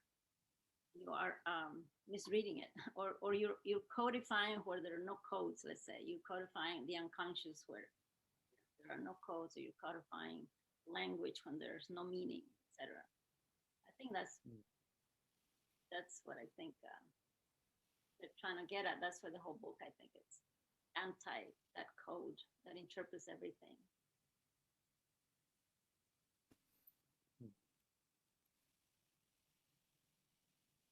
Just along those lines, I was, based on what Josefa was saying, I'm just wondering what's left of the unconscious then? Is in a Deleuzian and Guattarian kind of analysis, is there an unconscious in the Freudian sense? No, that's what they're trying to excavate and get rid of. Yeah, in a way. Yeah, that concept is no longer operative. That doesn't make any sense, Michael. I know. Well, they're not supposed to make sense. That's the point here. They're not making sense because sense again becomes, a code that re-territorializes this in a different thing. This is a shift. It's a rupture. Yeah. It's actually not a rupture. This is a return to Freud, contra Lacan, and this embrace of the metonymy of the lines of flight that are involved in the disruptions inherent in signification process. That's all Lacan. And the first part that we read yesterday, that was all Freud. And the idea that there are entities that are machinic, below reason, or outside of signification, all of that is the desiring machine, the production producer is all, it's the basis of a whole line of theory developing through affect that actually tries to reverse the direction of the Lacanian moment away from signification. Could you elaborate on that last? Yeah. Simply the drives, what I was trying to say last week about the drives and the cathexis, the flow of energy that is like a coating around the body. They quote it directly. They're quoting Freud directly in that first, that is all a retelling. It's an amplification of this early Freudian drive theory. If I can, amplify on that. In Lacan, he says the unconscious is structured like a language. And Carl, you raise the issue of the relationship between the signifier and the signified. And what they're doing is they're taking it down to that level of cathexis, of energy, etc., which Lacan doesn't get at. He actually kind of fights it in some of the lectures. In the 17th lecture of Lacan, to get into detail, he does open up this element and goes back, largely because it's May 68. And the temporality is interesting in the sense the 17th lecture was done in 69, I believe. This book was called The Other Side of Psychoanalysis. Yeah, this book was published in 72, I think. I'm not sure the exact date. Yeah. They were probably there, and this was in the air at that time in terms of taking this in a different direction. Yes. Largely because of May 68, in terms of, so. No, very good situated, and again, as I mentioned the first week, Felix was an analyst of Jacques Lacan, and had breaks from that, and you're right. This was a reflection post 68 to try to understand what went on in terms of all power of the imagination. So both a complex text, I think, as Lydia is pointing out, the appropriation of Freudian language, and certainly the movement of affect theory at one level, both for and against Lacan. They don't just come out and trash Lacan. They're taking a lot from him in terms of chains, the metonymic, all of this is very interesting, the way they use these things too. But at the same time, they're trying to get outside of this because they see this as returning, right? Not to all power to the imagination, but ultimately that this can become taken back by the capitalist machine, right? In a way. And as you know from the 17th lecture, Lacan said, you're looking for a master. Right, he said this to the group, right? And you want a master between between Marx and Freud, and here I am, right? In a sense, so he kind of set himself up here. And the fifth discourse, the four discourses became capitalism as the master signifier. This is part of the 17th seminar, if you will. Yeah. So yeah, thank you so much for that intervention, because this is very important to remember that these things are situated in the moment, but again still have resonations. What Lacan never did, what Freud never did, was try to bring Marx, right? And to bring Marx into the equation in a big way. Even though Lacan read Marx, certainly knew it, he was very fond of his good friend Politzer, who wrote a book on the foundations, critique of the foundations of psychology, which he learned a lot from. Many of his friends were, Marx, his master Kojève was certainly, an agent of the Fourth International, giving lectures on Hegel in France. But at the same time, he never directly engaged this as, this attempted, a moment of Marx and Freud in the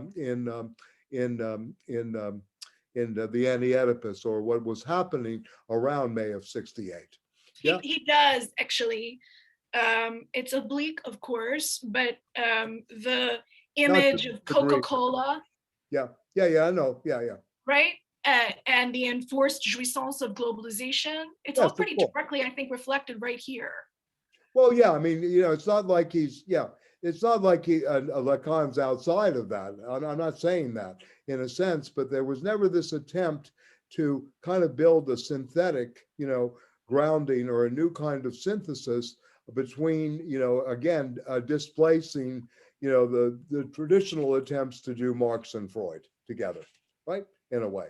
I mean, the real, like one of the reasons I bring up Nietzsche is that Nietzsche, in a sense, is really the central character in this drama, the displacement outside of, the escape, so to speak, like Foucault said, from Marx and Freud in the beginning, the preface to this book, in many ways. So the Nietzschean character is here as well.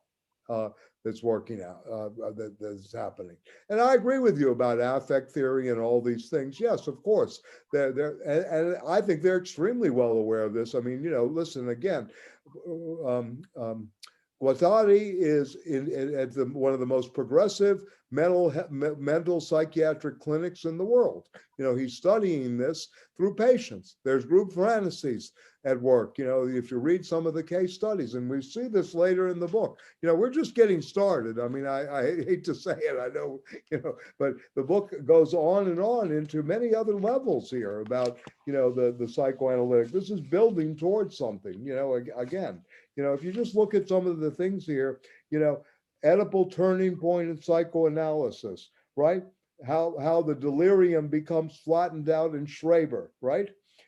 Libido as flow, right? Then exactly. Flow is exactly drive. Exactly. And I just want to bring you back to the opening lines about it and what a mistake that was. I don't think it's the editor's italics, but the point is that it is everywhere. The machines of desire, of producing desire, of drive are everywhere. This is an expansion of Freud.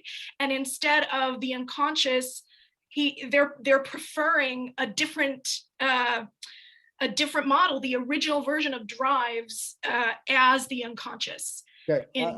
I'll hold that for right now where we are in the text, but I think we're going to have to go back to that when we get into the chapter of the primitive territorial machine and psychoanalysis and ethnology, and then the problem of Oedipus. They're looking at these founding myths. So I think there's going to go back to this as a certain moment, where they'll go back to psychoanalysis as a kind of imperialism. Right, that they're going to use this language. Of course, and I think we have to keep open on that. Yeah. I'm beginning to think about it as this text doesn't seem to be doing the work of retrospection.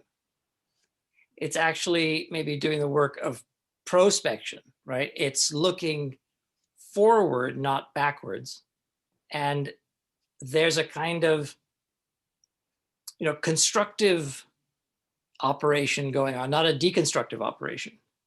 So it's just sort of dawning on me that that's maybe a way for me, at least, to think about it is there's the framework they're responding to, but actually they're not trying to take the theory and critique it. They're trying to take the theory and jump off from it to make something new. And assemblage, right? Yeah, they're doing all these skips, but when they say not this and not that, it's French. They don't really mean not. They mean yes and not, right? They mean a minor exclusion or a line of flight to control and direct your desire to their aim. So when they're saying it's not this and not that, it's like a caveat, right? Well, I mean, it sets up their thinking, right? Of course, yeah. And to go back to what Hugo says, of course, how do you construct? And really, in a sense, we know this through, from German idealism, through Marx and through Husserl and Heidegger, that positive destruction is always operative, in terms of a new construction. It's mimetic and amplifying, as far as I can tell. Well, that's one way of putting it.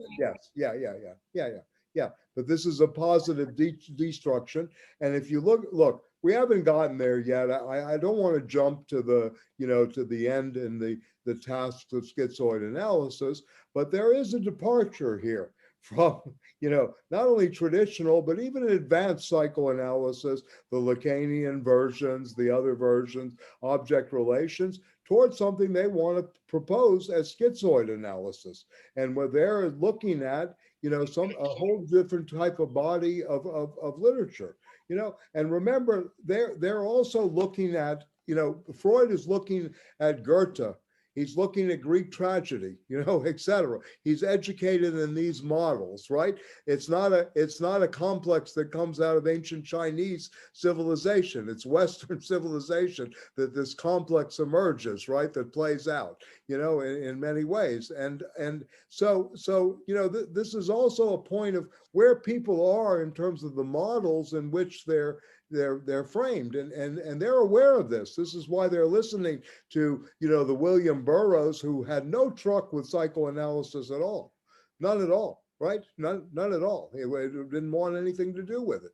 He thought it was the destructive, therapy.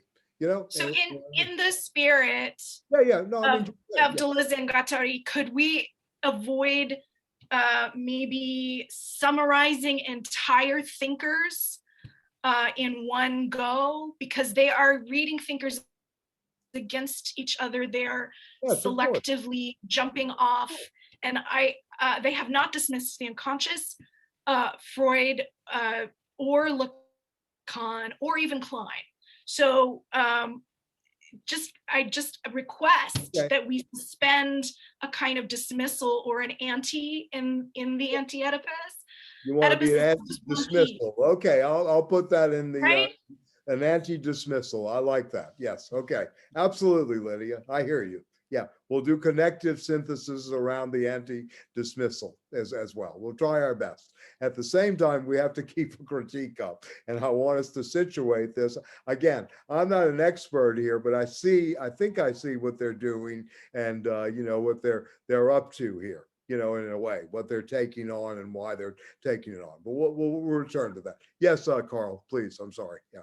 Oh, I just wanted to go back to the Lydia and Patrick were both talking about, when they were talking about Freud and Lacan. Is it, this is probably a little simplistic, but is it fair to say that there's sort of this tension or dichotomy between this notion of drive, flow, and libidinal cathexis as sort of one understanding of sort of the generative process of the unconscious, and then what you were talking about with Lacan as kind of more this linguistically mediated? I mean, those two seem to be, in some sense, like a dichotomy. Mm-hmm. Is Yes. that Yes. And what happened in French philosophy is that Lacan got centered as the definition of psychoanalysis. So that's just, of course, not the way psychoanalysis happened in the clinic. Yeah, that's right. And even the Lacanian linguistic component is actually pretty highly disjunctive. Lack could also be another. The desire is lack is a Lacanian formulation that comes from the Oedipal cut. The significance of is the cut with the mother, or the pre-symbolic, pre-linguistic state of continuity or omnipotence, right? All of which the schizophrenic is, or the body without organs is actually continuous with, seems to be continuous with the state before differentiation, right? Mm-hmm. Josepha just said a state before representational language, mm-hmm. right? So there's ways in which the body language, you hit it. Yeah, go ahead. Yeah, I'm sorry. I'm just trying to. That's the simplest. Yeah, but in defense of Deleuze and Guattari, what's being left out here is we're in some certain ways psychoanalyzing the social, in a sense here, that they're trying to bring the social or the socius back into this. The Marx is always already present here. Marx was never always already present in psychoanalytic history. There were very few. that were really left, even though Freud had a very active, the free clinics in Berlin, you had many people like, of course, Reich, is kicked out of the movement, right? Again, for, basically over the drive theory in some ways, and the death drive in particular, and the whole question of the economic problem of masochism. So anyway, I think we'd be doing them a disservice by, kind of if you will, framing them only in the psychoanalytic sense, because they're using a lot of Marxist terminology as well as Spinozist and Nietzschean, moments here as well. As I think we would be fair to them in all good, in the terms of the politics of anti-dismissal, right? In a sense, we're able to, I think, maybe see it deeper if we keep that in mind, because these are communists, at the core. In the deep sense. I mean, they really are. I mean, they're not party. Deleuze says he never joined the party because all they do is sit around and argue, and he didn't have enough time to do that, right? This was his reading. All they do is go to meetings. This is the way you kind of laugh that off.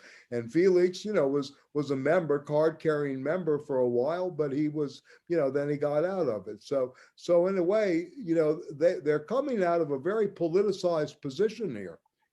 Not only the clinic, not only, and again, this is something that's very, I think, different. I think we would be doing a disservice if we only read it. I hear you, Lydia, on all of this, and it's very informative and it's very much true, but they're going to go through the history of the movement here later in the text. I mean, I don't know, I can refer to pages, but we'll be jumping the gun. But there's a very, very, very good section on, when I mentioned the humor of Freud being a brilliant bourgeois reader, right? The brilliant bourgeois, genius, right? Masked Al Capone, yeah. I have no truck with you about that. Yeah, okay, yeah. Yeah, I have no truck with you about the problematic power dynamics of Freud, or the bourgeois nature of psychoanalysis. But everybody's a candidate for critique in that sense, right? So, right, of course, yeah. And I just also, the idea of being anti-Oedipus is it brings the question of critique. I mean, Freud was also anti-Oedipus. So if you're standing with someone critiquing what they're critiquing, but you're critiquing them too, what is the anti going on there? I mentioned in the beginning, the anti is both a genitive, it means in compensation for something as well as opposition. And if we can hold those two things, we're going to have a much richer, I think, investigation here and, quote, laboratory of research, to use a phrase that I'm borrowed from Deleuze earlier, right? That we would be able to see this in a kind of different light and really learn from it. I mean, I get flustered by all the neologisms, I mean, in a way, of course, yeah. But in a way, they have a project underway. And I think it's still something that, we are witnessing a generation that is not easily psychoanalyzed, right? Whereas the machinic and this kind of stuff that's really going on, artificial intelligence, this book may speak more to this generation, as the Bernard Stiegler does, than the psychoanalytic movements from, Freud through Jung to, the Reichian deviation to object relations, et cetera, and all the, advances that are going on in the clinic and therapy. So this is another reason maybe to revive this book, or to think it through in a sense, in terms of boy with machine. What's going on today, in the sense, do we really have that thought? I remember in the late 1970s, 80s, when I was in Baltimore, and I had some friends that were practitioners, they say they're getting TV commercials in terms of what's coming up from the unconscious, jingoism. Yeah, as this is what was going on. And this was the 80s. So I can imagine today, I'm not there taking notes, but I see it in the students. What is the system, this, that's back there? Whereas it used to be a much richer complex. Psychoanalysis was, a very, very rich, modality, if you will, of treatment and a cultural force in that it had connections to literature, the arts, all these things. Do we really have that today? I would venture to say that 60%, 70% of the therapists out there haven't read more than one or two Greek tragedies, right? That they haven't read Faust by Goethe. They don't know the difference between, anyway, I could go on and on about this. They don't know myth, right? I'm reading a great book. I have archaic tastes. I'm reading a book called The Glory of Hera, by Philip Slater, a sociologist. Brilliant book about how Hera has been forgotten, right? And part of the feminist project, and what the Greeks really had in terms of this early mythology that could be taken up by the feminists. But these books aren't being written today. And this is the same guy that wrote In Pursuit of Loneliness, the sociologist, that people actually chase after their loneliness. Or as we talked about earlier, people maybe, I think Josepha and others mentioned this, try to choose their servitude. They'll rather choose their servitude than their freedom. So these are, I think, really pressing questions going forward. But anyway, Carl, you had your hand up and you're still unmuted. So do you want to add to this? And yeah, we have ground rules, anti-disruptive. Yeah, anyway, I'm just kidding. Yeah. Well, it seems to me that the conjunctive synthesis might be their attempt to do what Lydia was indicating of, draw from many things, using taking off points, and essentially attempt to resolve that, the disjunction, so to speak. It seems like that's very much where they're drawing these two things, as I understand what people are saying. Right.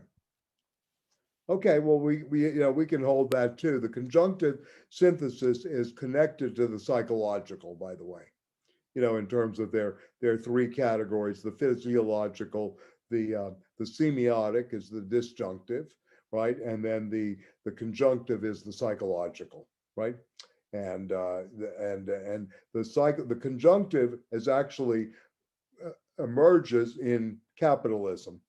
Right? This is where the conjunctive enters as a synthesis, whereas the connective goes way back, what we were reading earlier on the writing machine and the beginnings of writing, that Bruno pointed to.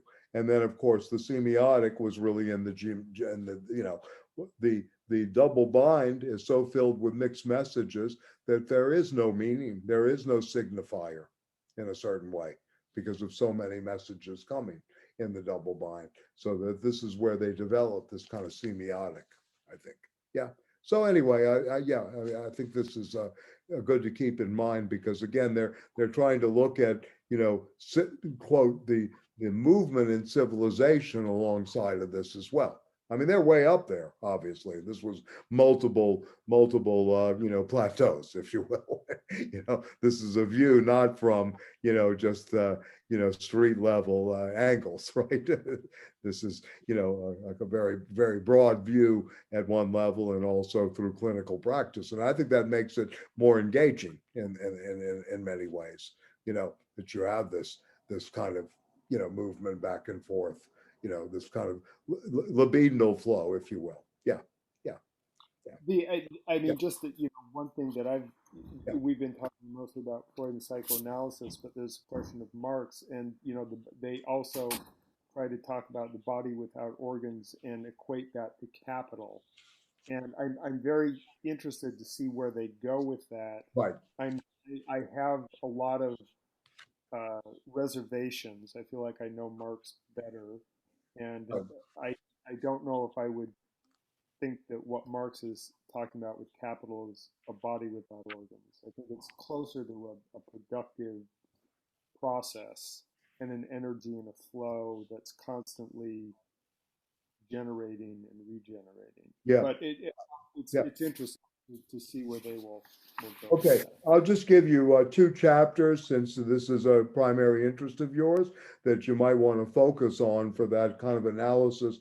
This is in chapter 9 of this third part called The Civilized Capitalist Machine and the Full Body of Money, Capital, decoding in the conjunction of decoded flows, cynicism, filative capital, alliance capital, to transformation of surplus value of code into a surplus value of flux, right?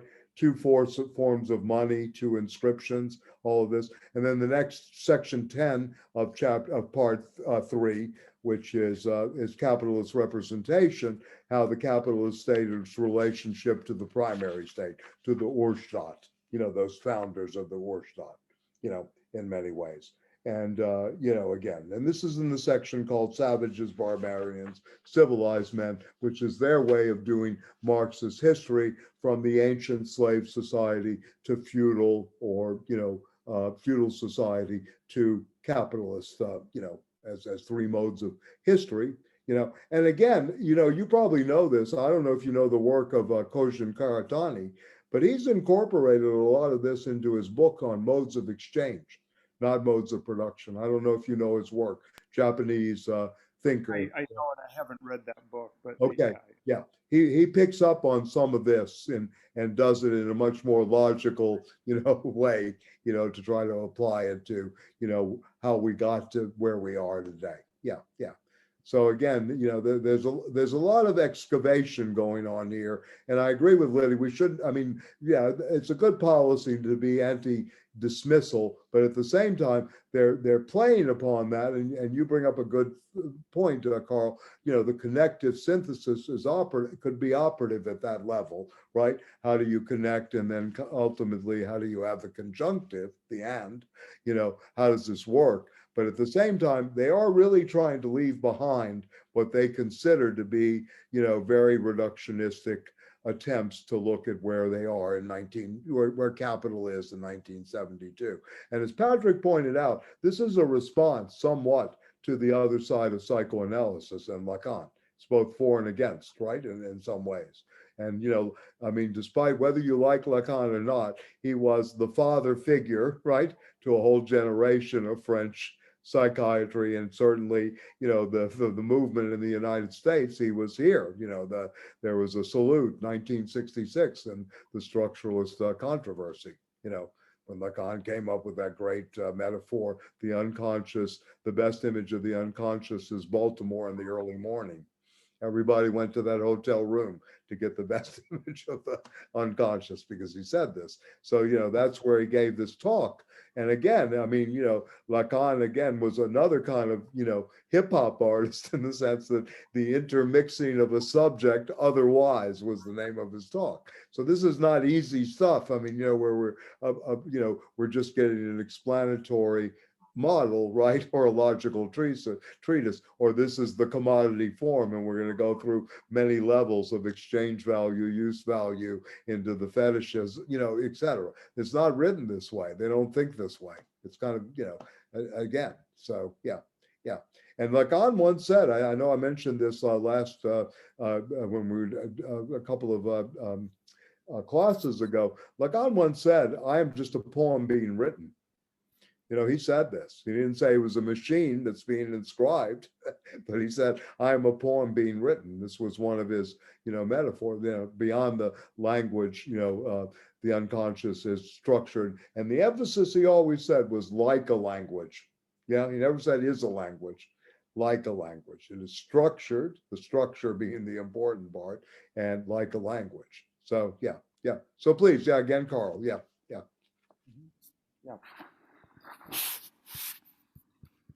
Did you want to? Yeah. Oh yeah. No. I mean, there's a lot to Yeah. say. The great thing is it's a great starter for discussion and thinking. Yeah.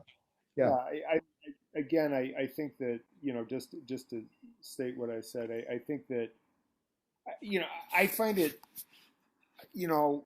I'm trying to think about what is capital, and trying to think about where is capital in Marx's conception, where is it actually located? And I think it's actually really complex, and it's there are these statements Marx makes about how through various practices, through individuals, through capitalists, capital acquires a will and consciousness of its own. Right. Almost locating capital somewhere else outside the individual. But then there's other moments where he talks very much about individual agency. So Yeah, I think that's where I sort of found this idea of a recording surface right. a little problematic. But Okay, again, that's interesting. Yeah. yeah, but I don't, I want to hold off judgment, Sure. before. Again, the attempt here, just to put it into a context again, the attempt by them is to get outside the anthropomorphic, right? Right. The anthropological. This is not humanist Marxism, Yeah. Edward, nor is it humanist psychoanalysis. This is not Eric Fromm. This is not, so this is very different in a way. Yeah.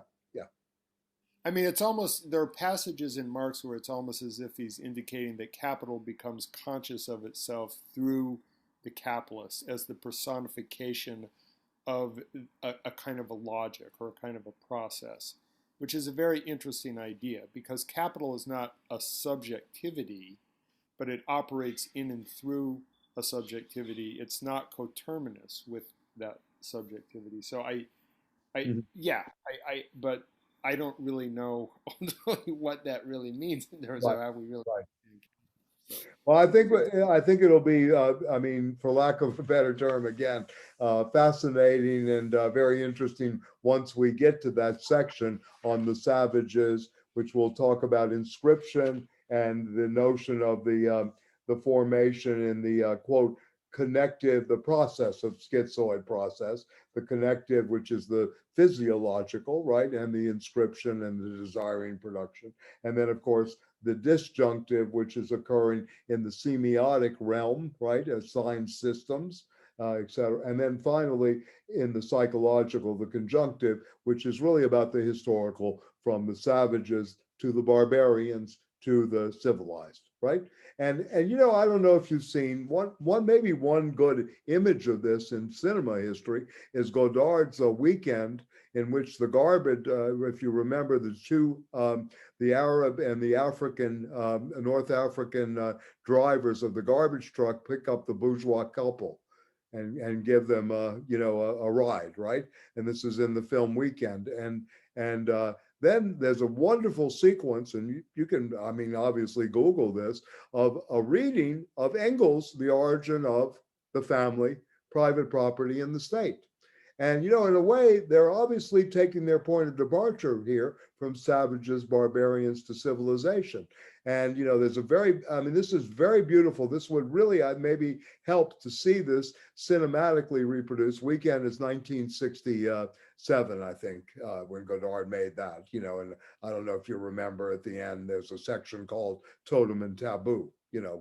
Godard really has the intellectual cinema down to a science, a very different approach. And, you talk about, a book, I mean, a filmmaker that fits a lot of this in terms of the way he constructs images, and, Godard does not write a history of cinema like Scorsese or other people do about their work, or notes on cinematography like Bresson. He writes the history of sound and image. Very different approach, right? To thing, and then how this plays out in terms of sound and image in cinema. So yeah, I suggest that you look at this. They're eating a sound. I don't know. Do you know the movie? I mean, it's a great sequence, a really great sequence on this very matter of the of the analysis of how we got to where we are, and through civilizations. And it's wonderful because the so-called garbage collectors are in control of the bourgeois couple, and they have big sandwiches in their mouth, and they're giving little crumbs to the bourgeois couple. Like, this is what Exxon gives the worker, and they give a little piece, right? So you have both this political discourse going on simultaneously with a reading according to Engels. It's very interesting, which fits in a way with the conjunctive and synthesis here. Yeah, I mean, in many ways in this movement. So we'll get to this. I mean, again, I want people, look, again, I'm not trying to say this is the book to end all books or anything like that. Please not. It's supposed to stimulate us and to make us understand some of the issues of our times and give us more weapons. As Deleuze says, we're always looking for new weapons. And this is the idea here. This is a minefield to me. This is a dangerous book, in the sense of creatively dangerous. It's very Nietzschean in that regard. It's beyond good and evil. It's a book of the tempters. The philosophers of the future will be the tempters to kind of, pick up on the journey and, kind of, in a way. So, and then this is even more so the Mill Plateau. If you look at this, I mean, this is on a different, you'd think this is on a different planet. This is on, a different, different solar system, right, in a sense. So, yeah. So again, the language that Lydia speaks to, cathexis and flows, and they use flow a lot, but they're also talking about intensities and becoming something other, right? And, in a way of course they take their point of departure, becoming wolves. We're many wolves, they say. The Wolfman, right? The great Russian, the nobleman, that case study of Freud's. Yeah, they obviously play upon these things, but at the same time, I think they're trying to go to different levels of intensity here in their thing, in their moment. And also, I think this is also incredibly rich in terms of understanding the war machine. What war is really about. This is very interesting too, to look at this. They're very, very good. They have a play, again, speaking of being derivative and also anti-Heidegger, but at the same time working with it on the line. This is a conversation about the Maginot line that Ernst Junger and Heidegger had. And Heidegger says we have to study this line, right, before we cross it. Junger says we have to take the risk. So Deleuze and Guattari reproduce this in something called On the Line, and in their own way of looking at where we are today. So, yeah, so there are many, again, I just want to emphasize, I know it can be frustrating when you deal with neologisms and we all bring all kinds of stuff to the text, right? We're always, bringing so much, but I think it's worth it to try to understand where they're going, right? In a way, I think next week, when we get into the beginning of psychoanalysis, and Lydia, please help us with this, and if Jane's still here too, we can have a very good session. This is going to be on fantasy production. First of all, the imperialism of Oedipus. Lydia has already said, yes, we know this, right? In a sense, the turning point in psychoanalysis, desiring production and how this plays out with representation, then the abandonment of desiring machines in psychoanalytic theory, right? And then texts of Freud, and the major text there will be Judge Schreber and the paranoiac, right? And the case studies on paranoia. And then thirdly, the connective synthesis of production. And, then they go into what they call, they use Kant's language here, the paralogisms of psychoanalytic extrapolation, and then the disjunctive synthesis of recording and the conjunctive synthesis of consumption consummation. So hopefully we can get through some of this next week. Again, I think you have good ponies. The John Pravetti's work. I was on a panel with him once years ago on Etienne Balibar's work, and yeah, he's a very smart guy, and he knows his stuff very well. I'm just trying to think if I have anything of his with me in this file. No, I don't. But anyway, yeah, I think the next 40, 50 pages will be our encounter with Freud, right? And Freudian psychoanalysis. And then from there, we will go through, what is Holy Family and familialism to them? And how do we avoid this today, right? This is really the question. How do we avoid the family makes you sick, the new family will make you well? How do we avoid that kind of recoding, in terms of a more productive outcome of the blockages, the obstructions, etc.?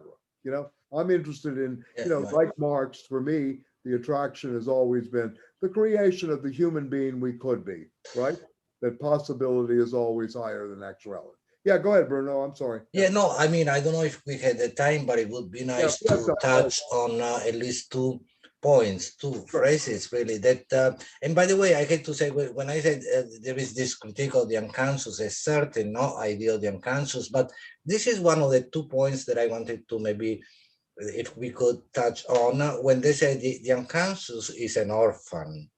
And then related to this, also they speak of a child as a metaphysical being. Yes. Right. These are, I mean, just in themselves, they are, great. Yeah. Very radical theoretical starting points. I'm glad you brought that up. Yeah. Absolutely. Absolutely. Right. And the universe is a child at play. Right. This is always at work here, the Heraclitean moment, and this is where flux comes from, right?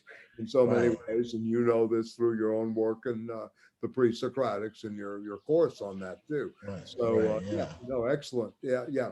And the other thing about the unconscious that we did not talk about was Sartre and the relationship to the unconscious. That Sartre said there's no such thing. Because how would the censor know what to let in and what not to let in if we weren't conscious, right? Why is there such a thing? That presupposition, that working presupposition of psychoanalysis that the unconscious exists. Later he admitted that there is an unconscious, but not to the point that he, that the psychoanalyst did, right? Yeah. What were you going to say, Lydia? I think you were saying something. Yeah. No? Okay. So, Michael, I just we don't have time to talk about it because I know we're over time. Yeah, go ahead. I'm listening. Yeah. Just to say, maybe at some point, the relationship of this text to, anti-colonial sort of revolutionary movements and, absolutely. Right. So Imperial Oedipus. That's my working presupposition in all of this. This becomes the handbook for third world liberation struggle against Western, dominant, psychoanalytic traditions. Yes. And one can't help but think of, the Vietnam War that's, raging and. And the work of Frantz Fanon.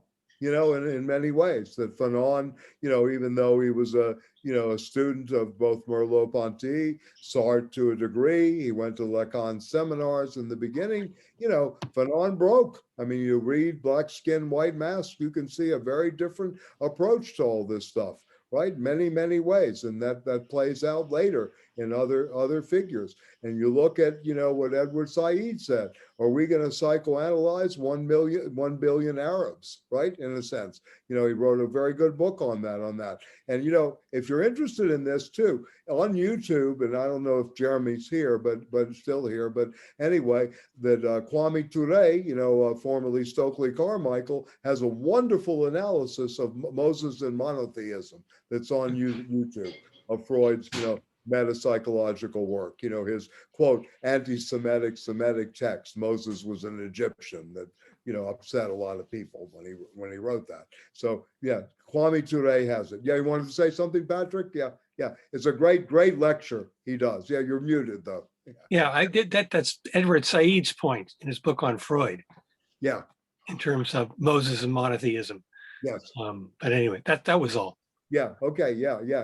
So I mean, this raised. Yeah. So Hugo, you opened up another section and another course, but yeah, we're gonna certainly incorporate this, and I know they see this, right? That this is part of what they're up to, no question about it. This is why they're using language as Imperial Oedipus, Westernization. They're looking back. There's many, many levels in here that we're not addressing, too, in so many ways. Yeah. So I forgot the title of Said's book. Is it the Oria? Oh God, I can't remember. Freud and the Non-European. Is that it? Freud and the non-European? Yeah, okay. Yes, that's it. Yeah. So we're going to go there, and it's a very important part. I mean, I read this again as, the Battle of Algiers, to me, again, marks a turning point in all of this in many ways. It opens up a whole new element. And, I have great admiration, even though he's out of favor right now, for Sartre. And they speak about Sartre later, the critique of dialectical reason and groups and group dynamics. So that's another thing that they're going. Again, like I said, it's not only, about, quote, just the critique of psychoanalysis or the conjunction of psychoanalysis. There's a lot more in here than meets the eye. I'm trying to frame it through, the Marx and Freud, because that's the attempt here with Desiring Production to say, let's not talk about the old syntheses that don't work. Let's talk about it as one. And that's why they've come up with this, assemblage, if you will, conceptual assemblage, such as Desiring Production. Think about, Desiring Production, not about, the social and the psychological, right? Don't think that way. Think Desiring Production as one, a kind of new monism, if you will, of which we can take as our starting point. So I think they're going there. Yeah, go ahead. Yeah. Oh, one thing, we didn't get to today, but we kind of touched on that I think would be very interesting is, kind of the Sartrean and the Hegelian notion of self-consciousness and, subjectivity, and how that compares to what they're doing in this book, because it seems like the subject has, do they actually adequately describe or understand what the subject is or is not? Well, they're very, Carl, just to say this, they are very anti-Hegelian. This is the reason, first of all, for the new types of syntheses. We have to keep that in mind, that the connective, the disjunctive, and the conjunctive syntheses are attempts to get out of the spiraling dialectic of Hegelian, spherical, syntheses, right? That are moving that way. So they want to stay out of the language of self-consciousness and consciousness, that we read of in the phenomenology, as well as the logic of the dialectic that you see in Hegel's logic. So they're very much about that. They are not Hegelian Marxists, right? As is not their friend Louis Althusser, right?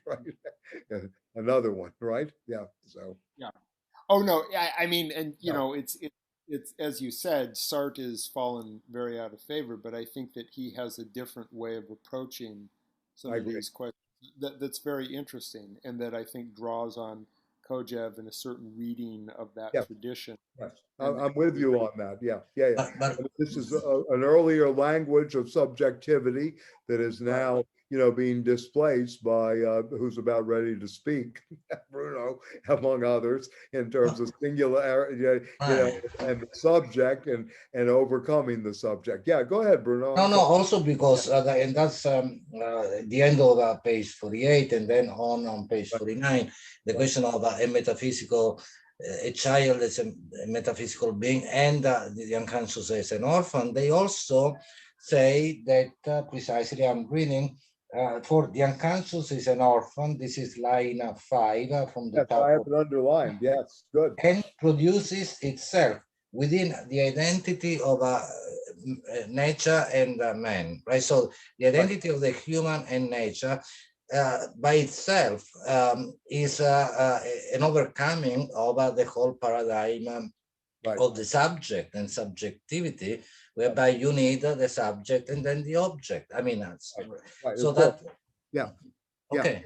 So then he goes on to say, and this is important too, and you got really a crucial passage that we didn't go over today, the auto-production of the unconscious suddenly became evident when the subject of the Cartesian cogito realized it had no parents, right? Interesting. Where the socialist thinker discovered the unity of man and nature within the processes of production. And when the cycle discovers its independence from an indefinite parental regression. To quote Artaud again, I got no papa mummy, right? So very interesting. The unconscious as orphan. This and is we had done the whole, had Yeah. gone all the whole circle, right? Back to Artaud. Yeah. Right, exactly. And to go back to what Carl was saying about self-consciousness and consciousness in general, in the Hegelian sense, for Deleuze and Guattari, it's really the orphan consciousness, if you want to put this in phenomenological terms. It's the consciousness, the orphan consciousness that's at stake here, right? Right. That cannot be Oedipalized or re-Oedipalized. Yes, please, go ahead.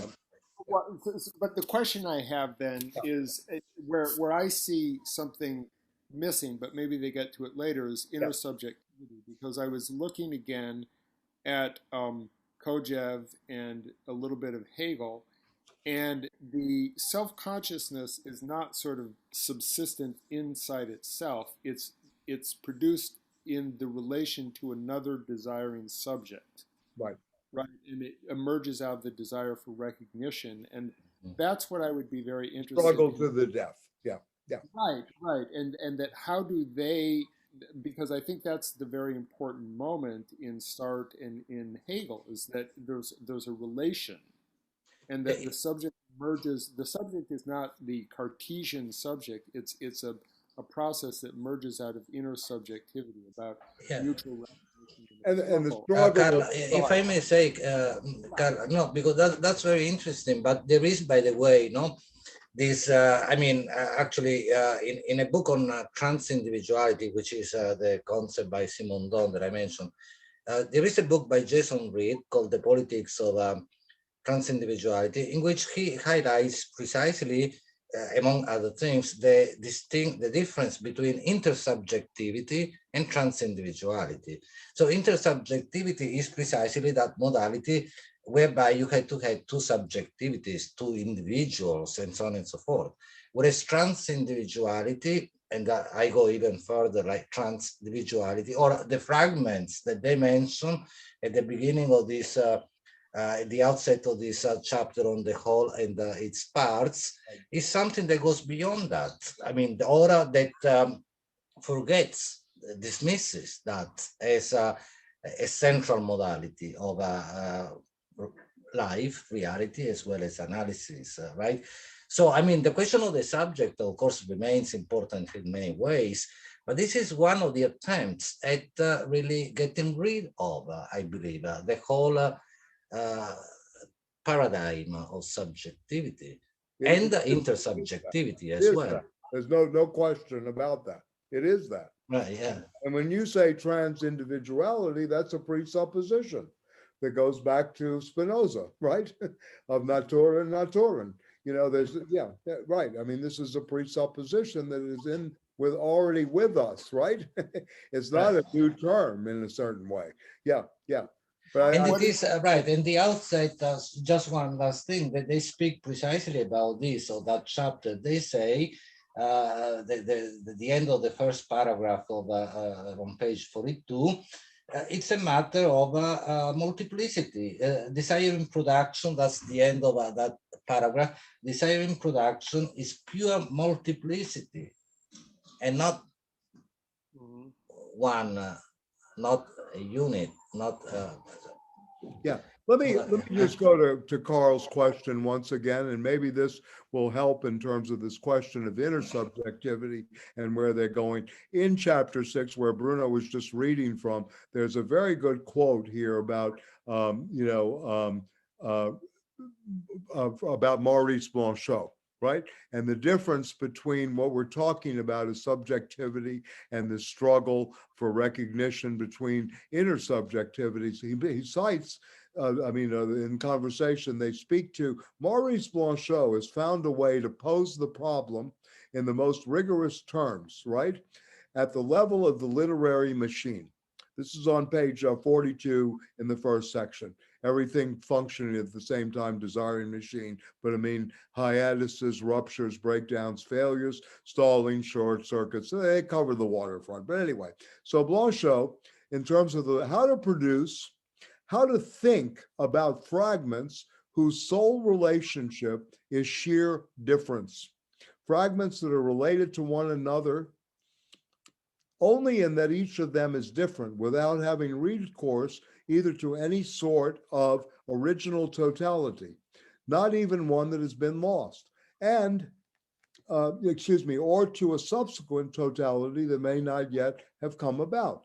It is only the category, as Bruno was of multiplicity, used as a substantive and going beyond both the one and the many, beyond the predicative relationship of the one and the many, that can account for desiring production. So again, we're going back to the multiplicity, that the multiple and the one, and that relationship is absolutely crucial for the concept assemblage of desiring production. Desiring production is pure multiplicity. That is to say, an affirmation that is irreducible to any sort of unity. So in a sense, this is one way they're trying to get around, to go back to your point, Carl, about the intersubjectivity in Hegel, if you will. They want to get outside any kind of reconciliation, any kind of reconciled dialectic, any kind of process of reconciliation. Again, this is a displacement or a rupture from that. It's outside that, right? That's their thinking. I'm not saying that you have to agree with this or that I agree with it, but it's what they're up to. This is the machine at work. And they're going through, many, many people in the history of literature, poets, madmen, etc., that they're listening to in order to do this, right? Yeah. So you want to say something? I'm sorry. And this is about partial objects, right? And the whole, and the impossibility of the unity and the impossibility of a totalizing totality. Yeah, please. Yeah. No, I'm good for now. We can take this up next Okay. week. All right. Okay. Yeah. Yeah. Anybody else? I mean, I don't know. I mean, a lot on the table as usual. Yeah, but it's actually very late, so maybe we Oh can. yeah, of course. Okay. discuss It's it late for more. your dinner. That's what it's Yeah, late. yeah, I know, It's but I not can late cook for us, tonight already. Yeah, people that study too much, right? right. We're desiring machines. We're the eating machines now. Right. For the Greeks and the Italians, it's time for dinner, late dinner. Right, yeah. Yeah. Okay. Okay, very good. Good night. Next week we will begin with the Holy Family. We can certainly go back and jump around. Like I said, like the record, we go back maybe to the first song. God bless the child that has its own. Etc. So we can go from there. Yeah. So anyway, yeah. But let's Okay. Holy familialism and psychoanalysis. So Okay. Okay, have a good week, and thank you for the people that contributed tonight. Thank you, very good interventions, Patrick, Lydia, etc. Thank you, and of course, Carl, Bruno, myself, and others. Yeah.